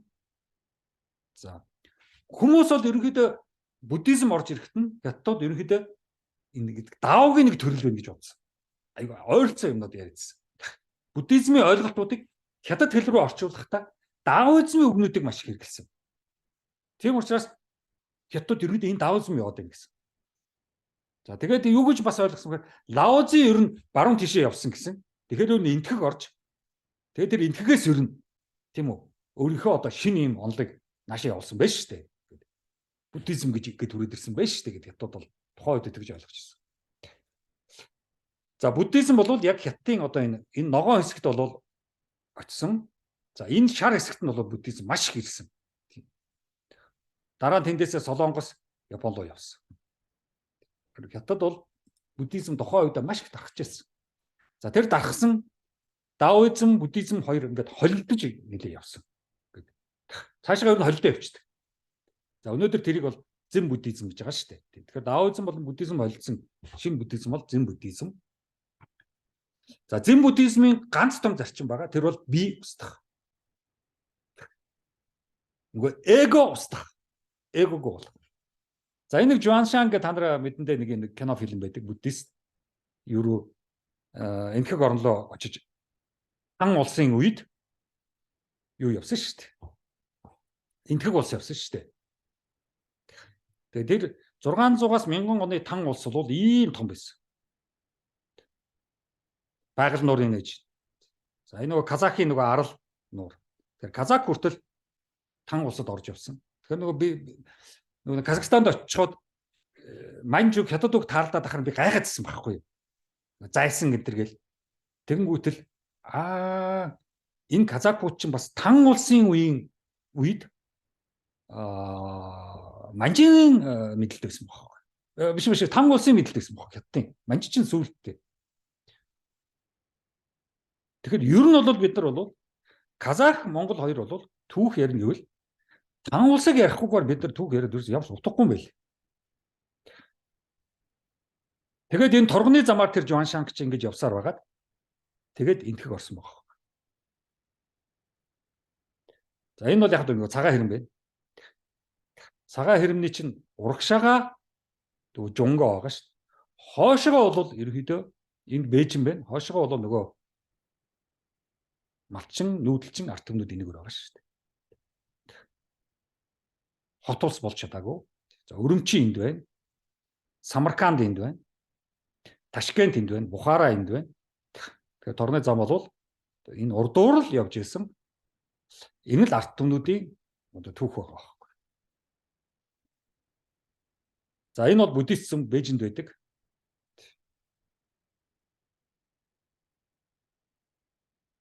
За Манжин Кингба буддизм. За Манжин хаан нөгөө нэг Нурхачи бол буддизмын маш олон сүмүүдийг устгуулсан. 5000 сүм устгасан гэдэг чтэй. Тэгээ 20 хэдэн мянган ламнар хятад ламнар цугтаасан гэдэг чтэй. Тэгэхээр би тэгж боддог байхгүй. Энэ хятадын тэр сүм устгуулсныг Монгол руу болгоод тэр түүхийг манайд одоо бас давтсан болов уу гэж би боддог байхгүй. Тэгэхээр нөгөө 30-аад он 40-аад оны эсэргүүний юу ламнарын юу тэр чинь тэр дотор манжинар устгуулсан байх юутай байгаа байхгүй. Бид нар бол Оросд нууцсан гэдэг худлаа ер нь жоохон тэгээд байгаа шүү. Зөвхөн Оросд буруу өгөөд ингээд байгаа шүү. Тэгэхээр би бол манжинар тэнд явж ирсэн байх. Манжин сүм хийдүүд төвдийн сүм хийд хоёр хоорондоо зөрчилдсөн байх гэсэн миний таамаг гараад байгаа шүү. За хятадын ард түмнийг шашингүй байлгах гэж ингээд оролцсон. Тэгэхээр буддизм бол хятад оронд бас нэг олигтой явж чадаагүй. За дараа нь бид нар одоо күнз рүү орох хэвээр. За күнз бол яг нэг эв зохицол таарамж за энэ гурвыг л чухалчилж байгаа. Энэ аналектс гэдэг ийм бас күнзийн хэлсэн бүх ярьсныг бүгдийг нэгтгэсэн ийм ном байт юм байна. Тэндээ гол нь хоорондоо ихтэй байцгаа зохиццгоо таарамжтай бай. Энэ л яваад байгаа. За күнзийн философи бол тэртээ дөрөв хятадын төрийн философи. Тийм. Өнөөдрийн хятадын бодол тодорхойлдог. Хятад тэрхэн бодвэ күнзэл бодож байгаа. Хятадын ерөнхийлөгч, ерөнхий сайд, гадаад явдлын сайд, ерөнхий номын хүмүүс, профессор юу гэдэг тэр хүмүүстэй уулзахдаа бид нар яаж гэнэ вэ? Күнзийг уншсан байх хэвээр. За тэгэл күнзийн аналитик дотор бол хэрхэн зөв амьдрах вэ? Төр ямар байх хэвээр? Иргэний эрх ба үүрэг, нийгэмд үнэт зүйл чухал бүгд явж байгаа. Би нөгөө яриад байдаг нэг үнэт зүйлүүд чинь күнз жинхэнэ ярьсан. За би ч бас нөгөө зөвхөн эрх ярих биш үүрэг яриа гэдэг байгаа шүү дээ хүмүүсийг. Тийм. Манайх ч дандаа эрх ярьж байгаа шүү дээ. Төрчлөө эрх, хүний эрх, хүүхдийн эрх. Үгүй одоо хүүхдийн үүрэг, хүний үүрэг, ээж авийн үүрэг. Тийм. Үүрэг нь ярих хэрэгтэй шүү дээ. За удирдагчдын тухай нэлээд хэлсэн. Тийм. Удирдагчдыг юу чаддаг түгээр сонгож байгаа. Өөрөлд одоо 10 улс төрч байлаа гэж бодсон шүү дээ. Тэгээд тэд томлие л доо албан тушаал. Тэгвэл тэр 10 улс төрчийн хэн нь юу чаддгүй яг тэр чаддгаар нь тэр албанд авич гэж байгаа байхгүй. Тэгээс одоо бүх хүнийг тийм үү барилддаг газар л тавина үхээс бүхийг барилддаггүй газар одоо албан тушаал тавьж болохгүй шүү дээ. За удирдагчид дөрвөн эрдэмтэй байх хэрэгтэй. Нөгөө дөрвөн эрдэм гэдэг чинь нөгөө шударгаас цэцэн мэргэн ямыг тааруулах, тийм үү, зохицуулах тэр бүгд явж байгаа шүү дээ. Том эрдэмүүд. За 3 цагаан номон дээр бол би одоо эрдэмийн тухай зөөндөө бичсэн. 10 хэдэн жилийн өмнө. За тэгш ирэх нийгэмд хэрэгтэй. Энийг бол би чинь бас нэг 4 5 жилийн өмнө тэгш ирэх тэгш боломж гэж биччихлээ шүү дээ. Гэтэ хүнстэй ямар ч хамаагүй. Гэтэ би Монгол орнд Монголын арт түмэнд тухайн үедээ тэгш ирэхтэй л гэж бодож байсан. Тэгш ирэх. Ер нь дахиад арчил гэдэг чинь тэгш ирэхийг л хэлж байгаа шүү дээ. Бүгдээрээ адилхан гэдэг л хэлж байгаа шүү дээ. Тэс бүгдээрээ одоо нэг нэгээс ялгараад тусгаарлах, цухтагаад явах биш. За олон онлууд бичсэн хүн зол. Шижир хүн, Супермен явах зам өөрөө зориг байх хэвээр. Тийм. Өөрөлд би тэрийг сурах гэж л явж байгаа гэдэг тэр сурах гээд явж байгаа хичээлээ хийж байгаа суралцж байгаа чинь чухал шүү. Тэрнээс шууд одоо диплом болол чухал биш гэж байна шүү дээ. Надад хүнлэг байх маш эрт. Та бисэн Кристэс 3000 жилийн өмнө гуманизм яриад эхэлсэн байгаа байхгүй. Тэр хойно Европууд чинь гуманизм ярьж эхэллээ шүү дээ. Тэгэл дандаа боловсрал ирсэн. Хүн зул дандаа боловсрал. Үргэлж боловсрал. Хүн бүр адилгүй төрдөг гэж хэлсэн хүнз. Гэхдээ хүн бүр адилхан боловсралтай болох боломжтой. Тэр боловсрал гэдэг нь мэрэгжил хэлээд байгаа юм биш. Хүн бүр адилгүй. Гэхдээ хүн бүр адилхан боловсралтай болох боломжтой. За суралцах мэдээж чухал гэсэн. Зөвхөн суралцах гэж сурсныгаа хэрэгэл. Баахан доктор профессоруд байдаг шүү дээ. Гадаад дотоодгоо. Тэгсэн мөртөө ажиллагүй, юу ч хийдэггүй. Лекц уншихаас өөр юм байхгүй. Ном бичихгүй, нийгэм рүү орж ирэхгүй, ярилцахгүй. Хэрэгт оролцохгүй. Хэрэгт оролцох хэрэгтэй шүү дээ. За боловсрал хүнийг хүн болгоно гэсэн хүнз. Боловсрлоор л хүн бол. Боловсралгүй бол хүн биш. Хүн болоогүй. Хүн болох болоогүй. За боловсрал хүнийг дутуу төрснийг нөхөж гүйцээ. Мэргэжил биш шүү. Боловсрал мэргэжил хоёрыг ялгах ёстой шүү. Боловсрал гэдэг даалгавар гэсэн. За соёлтхон хүний соёлын тухай маш их хэлсэн. Хүний соёлын бүтээгдэхүүн болох ёстой. Хүн бол соёлын бүтээгдэхүүн байх болохоос байгалийн бүтээгдэхүүн биш шүү. Бид байгалаараа нутаг усаараа тийм үү? Одоо юу гэдэг нэг уулын уруу нүцгэн бээрээ өнкөрлөөч гэсэн төрс нутгадаа очлоо ч гэсэн тэр бол байгалийн юм байхгүй. Соёлт хүн болох ёстой. Соёлын бүтээгдэхүүн болох ёстой. Сонгодог хөгжим сонсох, урам зориг сонирхох, философи, янз бүрийн номнууд унших, танин мэдхүү, шинжлэх ухаан энэ бүгдээр соёлтхон болох ёстой. Хоосон чийжлэх биш. За хоосон чийжлэхийг бол зөвхөн шүүмжилсэн. За мэдлэг бол хэрэглэхэд л зориулагдсан. Ясаг мэдлэгтэй болчоод тийм үү? Шагнал аваад яваад авах ш. За эрхчлөө маш их ярьсан. Дэг журамтай газар эрхчлөө боломжтой. Дэг журамгүй, замбраагүй газар эрхчлөө байх.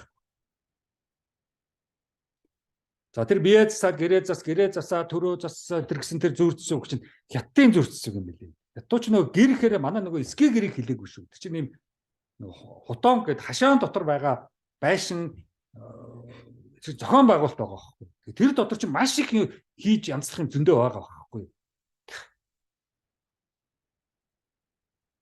Бид нар нохоо хороо гэдэг чинь тэр чинь бол хятад зөрчсөн үг явж байгаа байхгүй. Тэр гэр гэдэг хятад хүний хувьд гэр гэдэг маань тэр хашаан дотор байгаа бөө байшин барилга гудамж талбай тийм үү таалганаас өсвөлээ. Бид нар чи үү таалга гэж мэдэхгүй шүү дээ. Тийм. Гэрийн хаалга чи хаалга биш шүү дээ. Хаалга гэдэг чи яг одоо зохион байгуулалттай, хонхтой, орж гардаг тийм үү? Өчнөө юм байгаа шүү дээ. Босго алах, босгон дээр битгий гişиг гэдэг чинь тэр хятадын тэр ийм хашаатай хашааны уртлын хаалганы босгыг яриад байгаа. Цагаан сараар тэр бүгдээ цэвэрлж хогош үрддэг шүү дээ. Тийм. Тэр тэнхийн зөвцөг болж таардаг. За тэр аргаар биш бэлгээр гэдэг нь зөвлөдөө. Тэр арга гэдэг бол бие, body, за бэлэг гэдэг нь бол ухаан. Тэгэхээр биеэрээ биш ухаанаараа шийдэж шүү дээ. За сур бас дахин сур гэсэн ойлголт бол бид нар одоо багада за би 10 жилдээ энэ сургуультай бол сурсан ойлголт байгаа. Тийм. Энийг одоо чэйжилж хүн болж исэн. Тийм. За суралцах чухал, сурснаа хэрэглэж чадвал илүү чухал. Күнз хэлсэн. Одоогоос 3000 жилийн өмнө 2000 он 4-5 жилийн өмнө.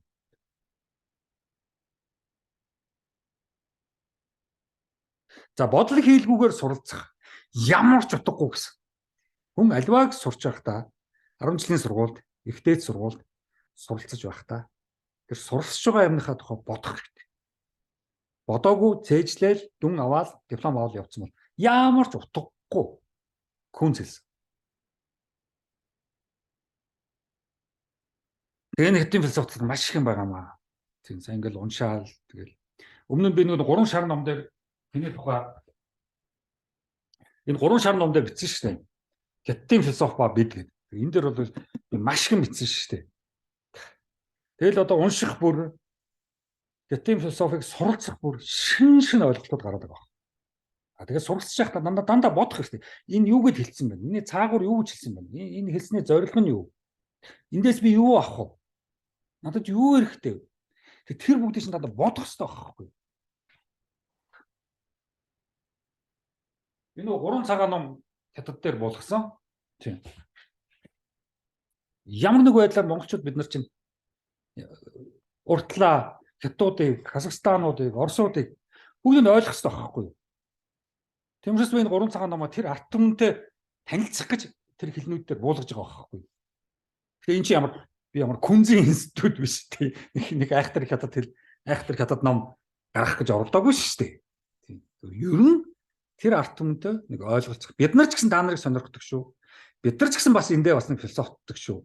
Зөвхөн одоо бид нар бүх барилддаг, ном сум харуулдаг, хулгай хийдэг юм хүмүүс биш шүү. Бас философитдаг.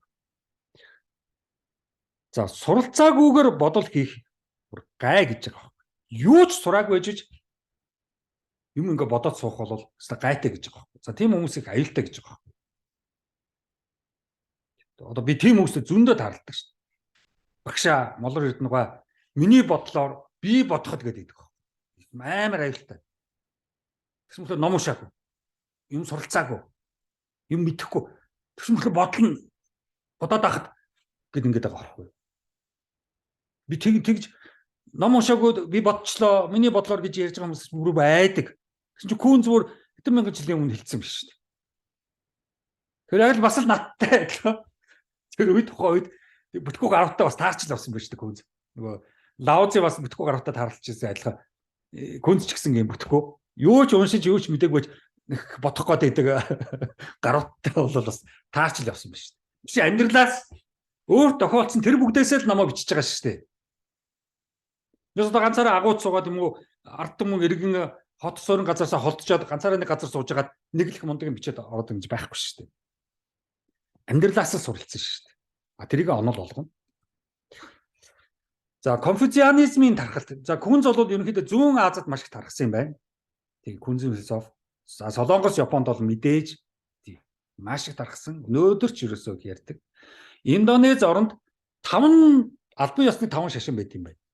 Албан ёсоор зарладаг. Одоо манайд ч гэсэн энэ шашнуудыг албан ёсоор төрөөс зарлах хэрэгтэй. Эдрэг шашин эдрэг шашин биш гэж хэлнэ.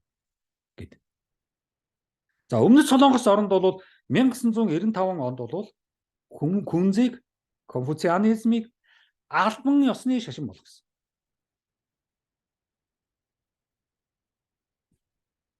Тэг ийм айхтар. За Сингапурын төрд бол шууд күнзийн онолыг хэрэглэдэг. Сингапур очих юм бол Сингапурын төр улс төрчид бол дандаа күнз ярина. Күнз уншсан. За күнзийн сүм бол нэг иймэрхүү байт юм байна. Бид нар орой дээрээ те ийм бөмбөртэй иймэрхүү архитектуртай байруудыг байшингуудыг одоо сүмүүдийг Бээжинд явж байхдаа Хятад оронд явж байхдаа харах юм бол күнзийн сүм байна. Нөгөө Даогийн сүмөөс өөр күнзийн сүм. За буддизмын сүмөөс бас өөр.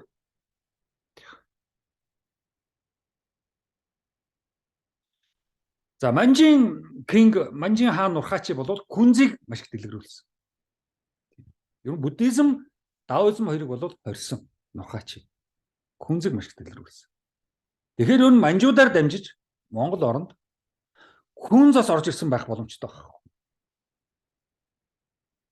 Тэгэхээр арга билэг гээд нөгөө хоёр загсаар даоизм ороод ирлээ, буддизм ороод ирлээ. Манжаас зүүн талаас юу ороод ирж байна вэ? Күнз ороод ирж байгаа.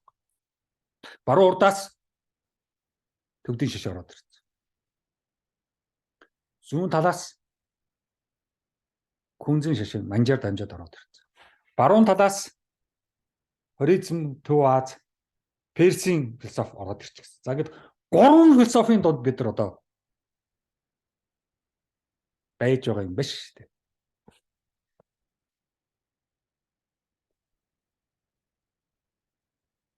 За энэ бодидharma гэдэг хоризмаас нэг ийм философич ирсэн гэж байгаа байхгүй юу? Хятад оронд 600-аад оны үед одоогоос нэг 1500-аад 1400-аад жилийн өмнө бодидharma гэсэн ийм одоо дharma гэсэн нөгөө энхэгийн хоёр үг шүү дээ. Бод гэдэг маань бол нөгөө сэрэх. Dharma гэдэг нь явах зам, амьдрах зам. За ийм энэ бол маш их одоо хятад бас гаргасан юм байна. Бодидharma. За бодидharmaгийн нэг онцлог бол биеийг их чухалсан. Тийм учраас нөгөө Шаолингийн сүм Шаолин гэдэг чинь тэр чинь бодидharmагаас гаралтай гэдэг. Ер нь Шаолин чинь бол золоон биш шүү дээ, тулалдаан биш шүү дээ. Биеийн дасгалууд авахгүй. Биеийн хөдөлгөөнийг хэрэг барьж чадна уу? Ухаанаа яг тэгж барьж чадна гэж байгаа юм. Биеийн тэнцвэрийг олж чадна гэдэг чинь сэтгэл зүйн тэнцвэрээ олно гэсэн үг. Психологийн юм явж байгаа байхгүй заа. За Шаолингийн сүм бол нэг ийм хөө байт юм байна. Ийм дугуй одоо ийм цонхнуудтай, тэгээ хажуу талдаа ийм ерөнхийдөө яг ийм жижигхэн ийм хаалгууд энийг хараад байхад бол та нар бол дандаа таньдаг л сүмийн архитектурууд харагдаад байгаа да. За бодидharma бол цаашаага хятадаас цаашаага маш их тархсан. Тийм бодидharmаг ерөнхийдөө хятад дамо гэж хэлдэг юм байна. За Солонгос, Японууд болохоор дарума гэж явждаг. За энийг бол дараагийн Солонгосын лекц болон Японы лекц дээр дарума нэлээ ярина. За хятадууд бол 5 элемент гаргаж ирд юм байна. За энийг арга билэгтэйгээ холбосон. Ин янгтайгаа холбосон арга билэгтэйгээ.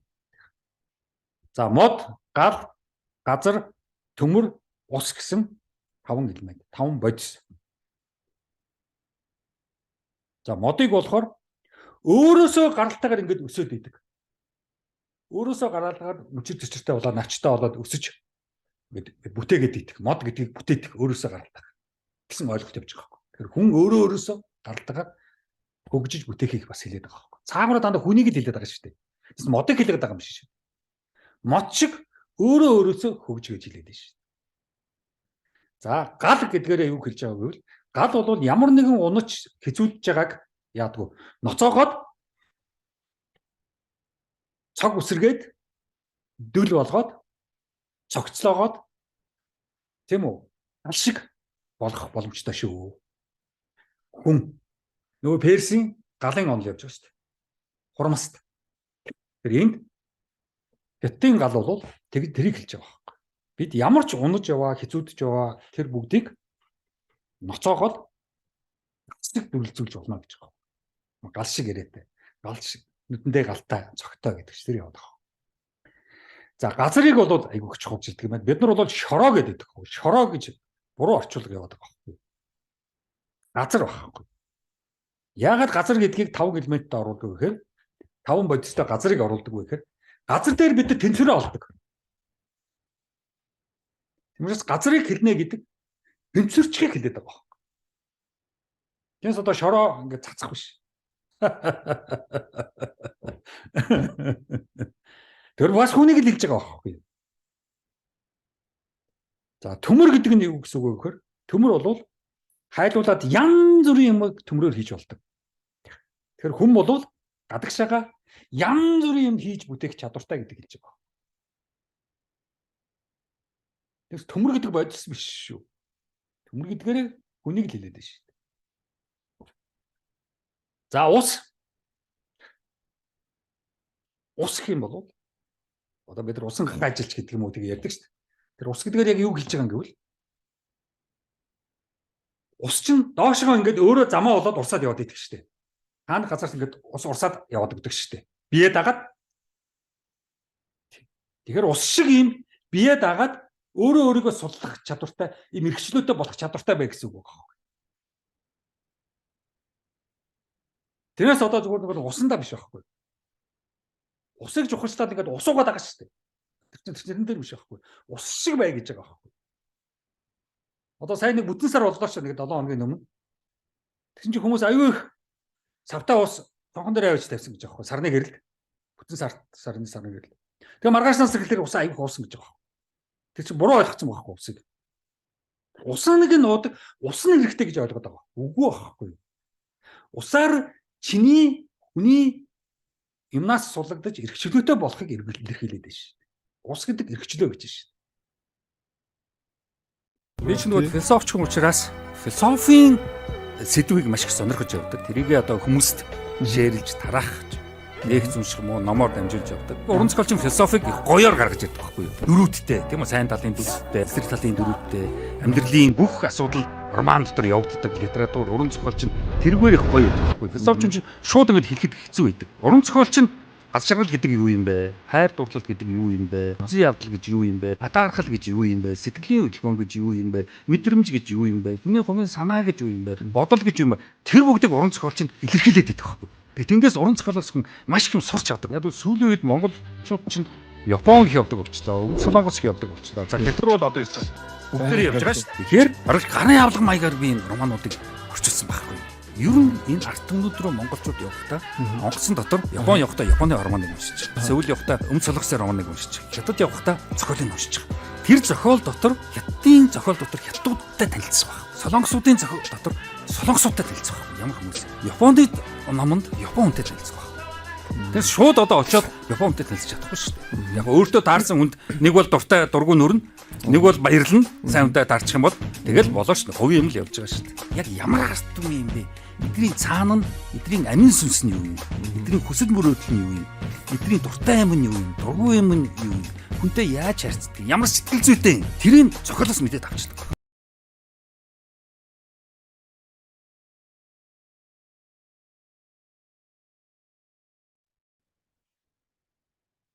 За ийжин гэд түрүү нэг ярьсан шүү дээ. Одоо хятадын хамгийн анхдагч ном, хувирлын ном. Юм өөрчлөгдөг янз бүр болдог.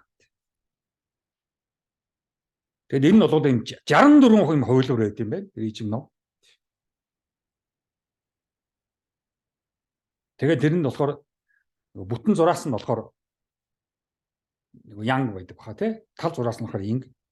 Тэгээ бүтэн зураас, тал зураас, бүтэн гэдэг янз бүрийн зургууд байгаа. Энэ болгондоо амьдралыг хилээд байгаа.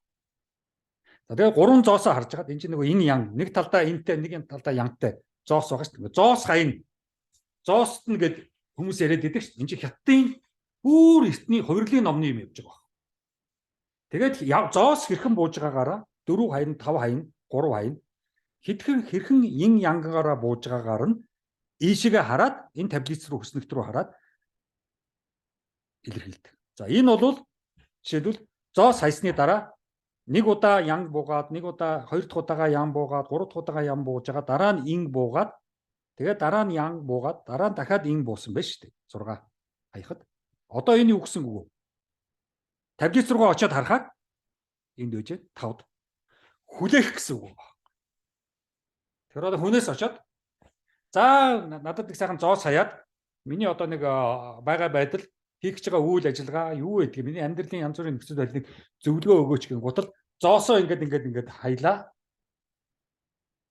Хөснөгтөр 5 буугаад ирлээ тэгэн гутал. За чи нөхөр минь жоохон хүлээцтэй л байх хэрэгтэй байна да. Жоохон хүлээ бити яар гэж байгаа байхгүй. Тэгэхээр надаар одоо зоос татуулвал би бол нэлээд сайн татах нь биш. За юу ирвэ? Урдаас, зүүн урдаас, говийн цаанаас цагаан хэрмийг даваад нүүдэлчин малчин биднэрт юу ирвэ? Энэ ч л бидний асуулт байхгүй. Яг тэд нар гоё юм байна. Хэрмнийхаа цаана Жунго гэдэг арт түмэн Күнза яриад, Даогаа яриад, Лаозигаа яриад, одоо Жуанзи одоо юу гэдгийг том философчтай яриад, номын уншаал, философтол одоо хөгжөөд л тийм үү? Дэлхийн том орн болоод л дэлхийн ерөнхийлөгч нар Шижипинтэй уулзах гэж уралдаж очдог болчихлоо шүү дээ. Нөгөө социалист гэдээ муулаад байсан хятад маань яасан гайхамшигтай болчихлоо шүү дээ. Тийм. За бид нарт юу өрөв? Тэр л бид нар чухал. Күнз ирсэн үү? Даав ирсэн үү? Хаана күнзийг хэрэгжилж гэнэ үү? Хаана даавыг хэрэгжилж гэнэ үү? Буддизм ирсэн үү? Яг бол хятадын буддизм чинь нөгөө Махаяна. Төвдийн буддизм чинь Важраяна. Тийм.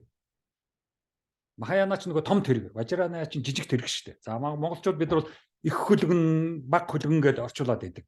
Гол нь бол том тэргэнд бүгдээрээ суугаад явах, жигш чирхэнд тэргэн дээр цөөхөн хүн суугаад явах гэсэн тэр ойлголт явж байгаа шүү дээ. За манчрын хийд, амар баясгалан хийд, богдын сум, дашчойлон, за чойжин ламын сум энэ бүгд яг ирсэн үү? Зөвхөн барилга нь гадна төрхөн нэрвүү. Оюуны тэр цаад зориг, цаан тэр нөгөө 5 элементийг тайлбарлалтаа адилхан.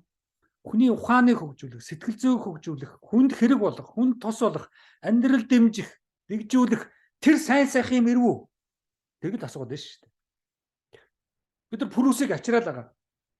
Тэгэхээр Прүсийн цаана амьдралаа зохицуул, хурдан ажиллаа амжуул гэсэн тэр л ойлголт явж байгаа шүү дээ. Прүс унахтай биш шүү дээ. Явхад удаан байна. Тэгэхээр машинаар хурдалчмаар байна гэдэг шүү дээ. Тэгэхээр бид нар машинаар өнөөдөр хурдалчиж байна. За ингээд эндээс энэ бүх күнз, дао, буддизм энэ бүх том одоо дао дэжин, ийжин, аналект тэр бүгдийн цаана одоо бидний Монголын философи 6 энэ хятадын философоос гарч ирэх хэрэгтэй. Зөвхөн арга билгэл бид нар яриад шүү дээ. Тэгээ соёмбны дотор байдаг хоёр загас. Хаан банкны юун дотор ч гэсэн загас байт юм лээ шүү дээ. Хаад бол хаа бид нар чи яг арга билгийг зураал хэрэгдэд идэм байлээ. Тэгэхээр юу ирв гэдэг чинь л одоо бид нар чухал болчиход байгаа байхгүй. Одоо шилбийн сүмүүдийн барилгуудыг харахгүй. Энэ нөгөө нэг Бээжинд байдаг Шаолин сүм шүү дээ. Тэгээ энэ Шаолин сүмийн барилга харсан чинь Чойжин ламын сүмтэй төстэй байх шиг. За энэ одоо богдын музей, одоо богдын сүм шүү дээ. Тэгээ энэ барилгууд, за энэ бол нөгөө амар баясгалан хийд. Энэний энэ архитектур, энэ бүх архитектурыг хараад хахад бүтээл хятадууд л ирж барьсан байж тарах гэдэг шин. Тий. Энэ төвдүүд эдэр барихгүй. За хончин бий барихгүй. Тэгэхээр хятадууд л ирж барьж. Нөгөө шилэн барилгын өнөөдөр барьж байгаатай адилхан тэр өмнө тэр шашны үед шашны барилгуудын бас нөгөө хараагаад идэх хятадууд л барьсан биш шүү дээ. Тэрний цаана нөгөө манжууд явж байгаа шүү дээ. Тий. За янз бүрийн үгс бол тэргүй урдаас ирсэн юм байна. Одоо бидний нэргэлдэг шаазан, ла, дин, чидэн, цонх, банц, гамбанц, бууз, гамбин, гамбир биш гамбин юм байлээ. Цай, байцаа гэх мэт бүх ногооны нэрнүүд. За тэгэл биер, даавуу, дандэл, имбүү, жанжин, жин энтергээл бүгд тэмдэглэв. Жин гэдэг чинь одоо баргалж алт юм аашинд. За тэгээ түншлэл. За хөвсгөлийн нөгөө хойтлын ханхсан байгаа шүү дээ. Тэрний тэр ханх. За тэгэл улаастай амгалан энэ чинь дандаа л тэмдгийн өгнөд яваад байгаа хгүй. Ерөнхийдөө жоохон манж өгнөд яваад байгаа. Хамгийн сүүлийн лекц 10 дээр манжийн өгнөдийг нэлээд гаргаж байна. За зүүрц зүгс бол тэгэл ихэнх нь хаттын зүүрц зүгс байдаг юм байна. За үлгэрүүд байна. Эрхийн бэргэн харваачаас өксүүлээд янз бүрийн үлгэрүүд байгаа. Тэндээс ирсэн юм байна. За зурхаа бол тэрсээ тэргүүд тэмтгэх. Тийм бидний одоо яриад байгаа цагаан сараар янз бүрийн зурхаа татаад байгаа шүү дээ. Одоо сүүлрүүгээ бид нар чинь бүр энэ зурхааг нь бүр утгыг алдагдуулаад та хоёр гэр бүл болж болох юм байна, таарахгүй юм байна гэдэг хүртэл ийм балаа юм хий болцсон шүү дээ. Сайн сайхан амьдралд нь зориулж зурхаа байхад бид нар муу мухаа болгоо хайчдаг. Сал гэдэг. Тэрний он таарчээд сайхан амьдрцгаа гэсэн тоххой. Жинхэнэ одоо үннийг ойлгох юм бол болж ийн л гэсэн тоххой. Тэгэхээр чи манай чи сал гай болно. За цагаан сар наадам энэ төр бол яг та тэр манжаас ирсэн. Дотор нь цагаан сарын тэр бүх үйлдэлүүд гэрээ цэвэрлэх, хүнд нөгөө нэг шууд мөнгө өгөх. За тэгэл одоо бид нар мэдэн шүү дээ тэр нөгөө хөөрөг мөөрөг хамрын тамхинаас ахуулаад л. За тэгэл нөгөө цагаан будаа агшааж тавих цагаан сараар цагаалга. Тий. Тэндэл цагаан будаа явж байгаа шүү дээ. Өөр хаанаас ирэх. Тэг янз бүрийн тэр ойлголтууд. За наадмаар бол тэргүү үндэсний бүх энэ чинь хятадаас гаралтай шүү дээ. Нөгөө сумо үндэсний бүх Японы сумо Монголын үндэсний бүх хоёр чинь хятадаас гаралтай шүү дээ. За тэгэл бүх хуучир шанза бүх одоо хөгжмүүд байна. Тэндээс л ирсэн шүү дээ. Тэр борлыг одоо тоочих юм бол бараг лекц дуусахгүй болно. За яг дүгнэлт бид нар юу ярих юм бэ? Дүгнэлт. Тийм. Одоо Күнз ярьчлаа, Дао ярьчлаа, буддизм ярьчлаа. Тэр мундаг философиуд одоо ярьчлаа шүү дээ. Сурах ёстой, мэдэх ёстой, боловсрол хэрэгтэй гэл ингээл яриад юм. Сургуу хүмүүжил. Эндээс ингээл дүгнэлт хаад ер нь бол хятад бол философийн орн юм байна. Тийм. Шашныг бол ер нь их тоодгүй юм байна. Тийм. Шашны орн биш юм байна. Одоо энэхэг бол шашны орн байлаа шүү дээ. Тийм. Хятад бол философийн орн юм байна. Маш философч шүү дээ. Төвд бол шашны орн байна. Харин Төв Аз, Хоризм, сүүлрүүгээ Казах, уул нь Төв Аз бол исламын шашнаас жоохон тусгай Персийн философи үргэлжлүүлэх гэж оролцсон шүү дээ. Одоо нөгөө Суфи, Руми те, суфизм тэргээл гой философи юмнууд байгаа шүү дээ. Тэгээ тэр чинь нөгөө исламын шашиндаа нэлээд баригдсан шүү дээ.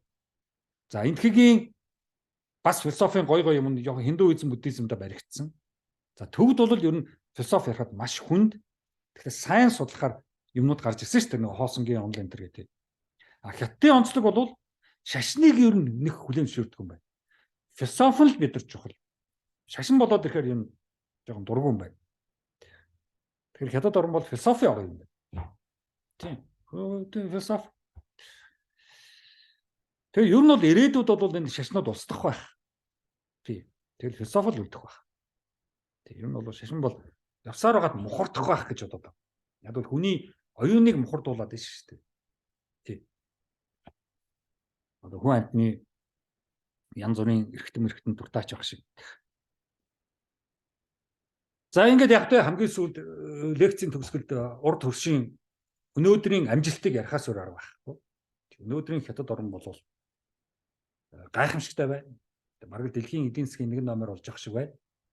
Америкийг ер нь эдийн засгаар бараг төрүүлчлээ гэх гэдэг шүү дээ. Тийм. За техник, технологи, шинжлэх ухаан, мэдлэг, боловсрол, их дээд сургууль одоо юу гэдгийг дэндүү өндөр түвшинд очихсон. Би ч одоо 4-5 жилийн өмнө хятадын өчигдөр өнөөдөр маргааш гэсэн видео хийжсэн. Тэр үед хятадын маргаашийг би шинжлэх ухаан их сургууль гэж хэлж ирсэн. Үнэхээр өнөөдөр яг тэр шинжлэх ухаан их сургуулиуд 5 жилийн дотор хятад танигдахгүй болж шээ. Тий. Тэр үед би яг бодсон. За эдгээр энэ мэдлэг, боловсрал энэгээр л бодоо олох юм байна да. Мөнгө мани бол биш юм байна. Өнөөдөр дэлхийд дээр хятад орн бол бүгдийг хийж байна. Африкийн бүх орнуудад галт тэрэг барьж байна, гүүр барьж байна, засмал зам барьж байна. Латин Америкийг бол тэр чигээр нь хөгжүүлж байна. Латин Америкт бол одоо Бразилийн ерөнхийлөгч одоо ирсэн байгаа шүү дээ. Тэнд бол Huawei очоод Huawei-гийн бүх нөгөө 5G байгаа шүү дээ. 5G-г тэнд нэвтрүүлээд бүх электроник, бүх гар утас, бүх мобильны бүх системийг бол хятад хийж байна. Латин Америк бол одоо хятад руу хандчихсан.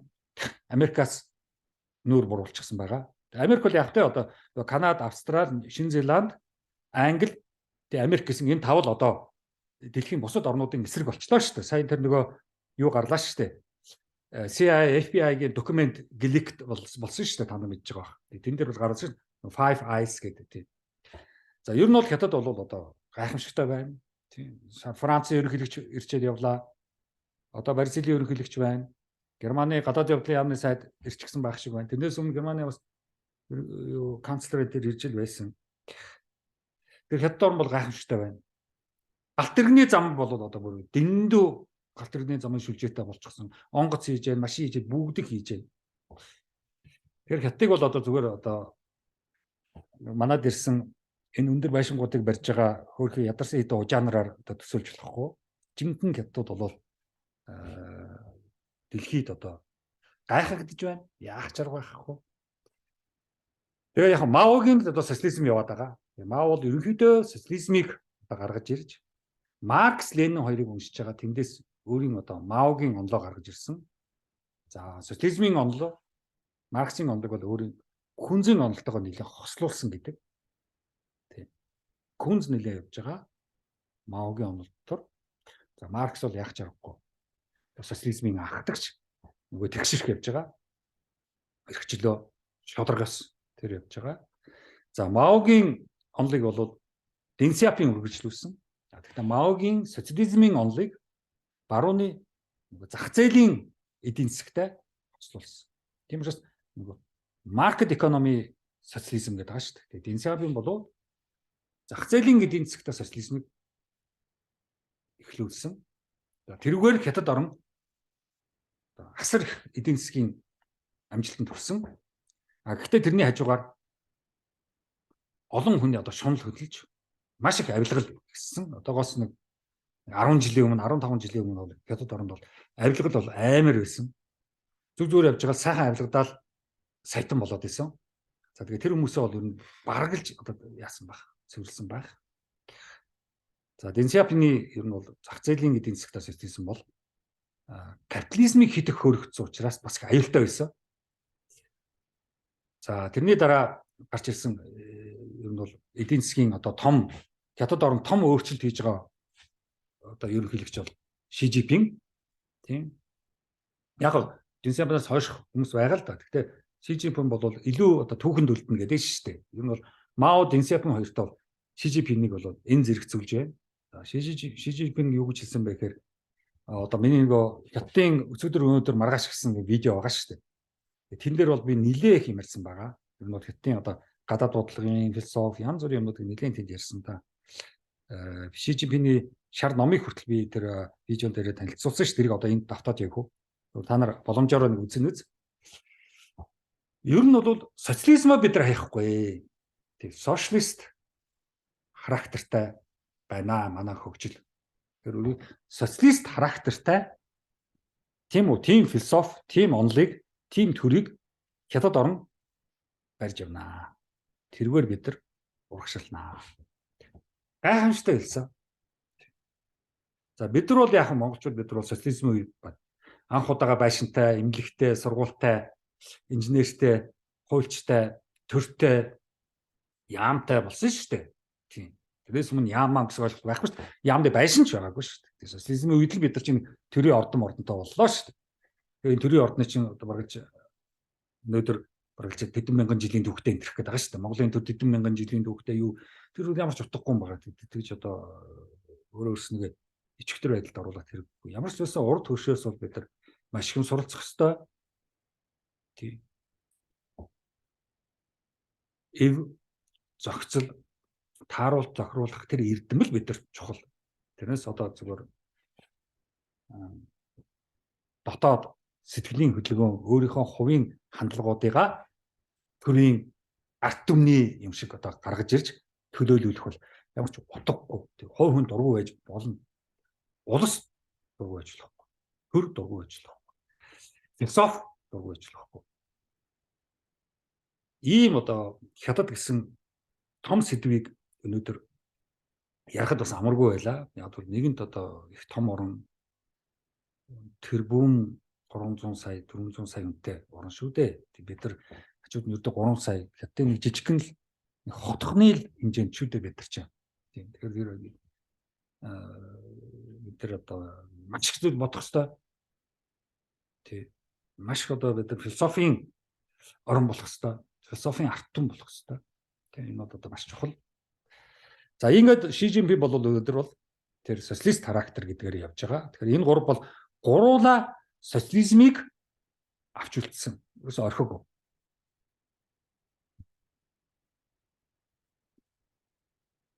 За бүгд тэнгэрийн дор гэсэн ийм одоо All Under Heaven гэсэн ийм Жао Чинянгийн ийм ном байгаа. За энэ номыг бол би бас нэлээд харсан. Тэгээ надад герман хэл дээр байгаа. Тэгээ ер нь бол бүгдээрээ хүн төрлөختөн энэ дэлхийн бүх хүн болвол ганцхан тэнгэртэй энэ тэнгэрийнхаа дор бүгдээрээ эв нэгдэлтэй эв найрамдтай байя л гэж байгаа шүү дээ. Тийм. Тэгэхээр ерөөсөө Ши Жинпин бол хинээгч уулзж जैन, хинтэйч ярилцж जैन, хинээгч хүлээж авч जैन. Тэр нь юу хэлээд байгаа бол бид нар бүгдээрээ л нэг тэнгэрийн дор юм чинь. Манай хятад орны хаалга үргэлж нээгтэлтэй хязгаарч хаагдахгүй гэж хэлж байна шүү дээ. Ямар гоё хэлж байна вэ? Хятад орны хаалга үргэлж нээгтэлтэй хязгаарч хаагдахгүй гэсэн. За ингэж ерөнхийдөө өнөөдрийн лекц бол маш их одоо материал орсон. Тодорхой нэг логикууд, гаргалгаанууд гаргасан, дүнэлтүүд гаргасан ийм одоо маш тийм чухал лекц байсан. Мэдээж лекц болгон чухал л да, өөр өөрийн онцлогтой. Тэгэхээр хятад гэдэг бол яагаад гэвэл бидний хувьд нөгөө урд хөрш, нөгөө талаар бид нар одоо ирээнээр дамжуулж хятадаас бүхэл юмыг авч ийш штэ. Тэгээ одоо Монгол улсын бүх автомашинууд хятадаар л одоо орж ирж байгаа хэрэг тий. Тэгэхээр маш одоо цаашид их одоо хятадтай нэлийн яах бах.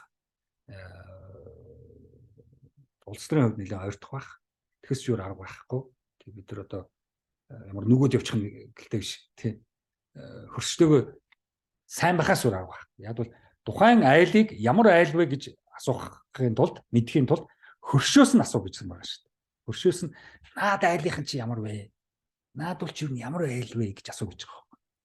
Тэгэхээр бидний тухай хөрш хятадаас асуухад цаадуулч нь монголчуудыг Менго нарыг Жунго нар юу гэж хэлэх юм мэдэхгүй одоо айхтар нөгөө юу гэдэг утгаараа ин ян арга билэг гэдэг утгаараа сайн чихгүй муу чихгүй байх та тий. За лекц ерөнхийдөө өнөөдрийн лекц бол нэг ийм сэдвүүдийг алсан. Эргэн тойрон Монголын эргэн тойрон философи гэсэн 6 дахь лекц байлаа. Одоо бид нар хятадасаа ийшээгээ Солонгос руу явна. Дараагийн лекц бол Солонгосын философи, Солонгос орн, Өмнөд хойд Солонгостой нэлээд одоо тулж ажиллана да. Анхаарал тавьсанд баярлалаа.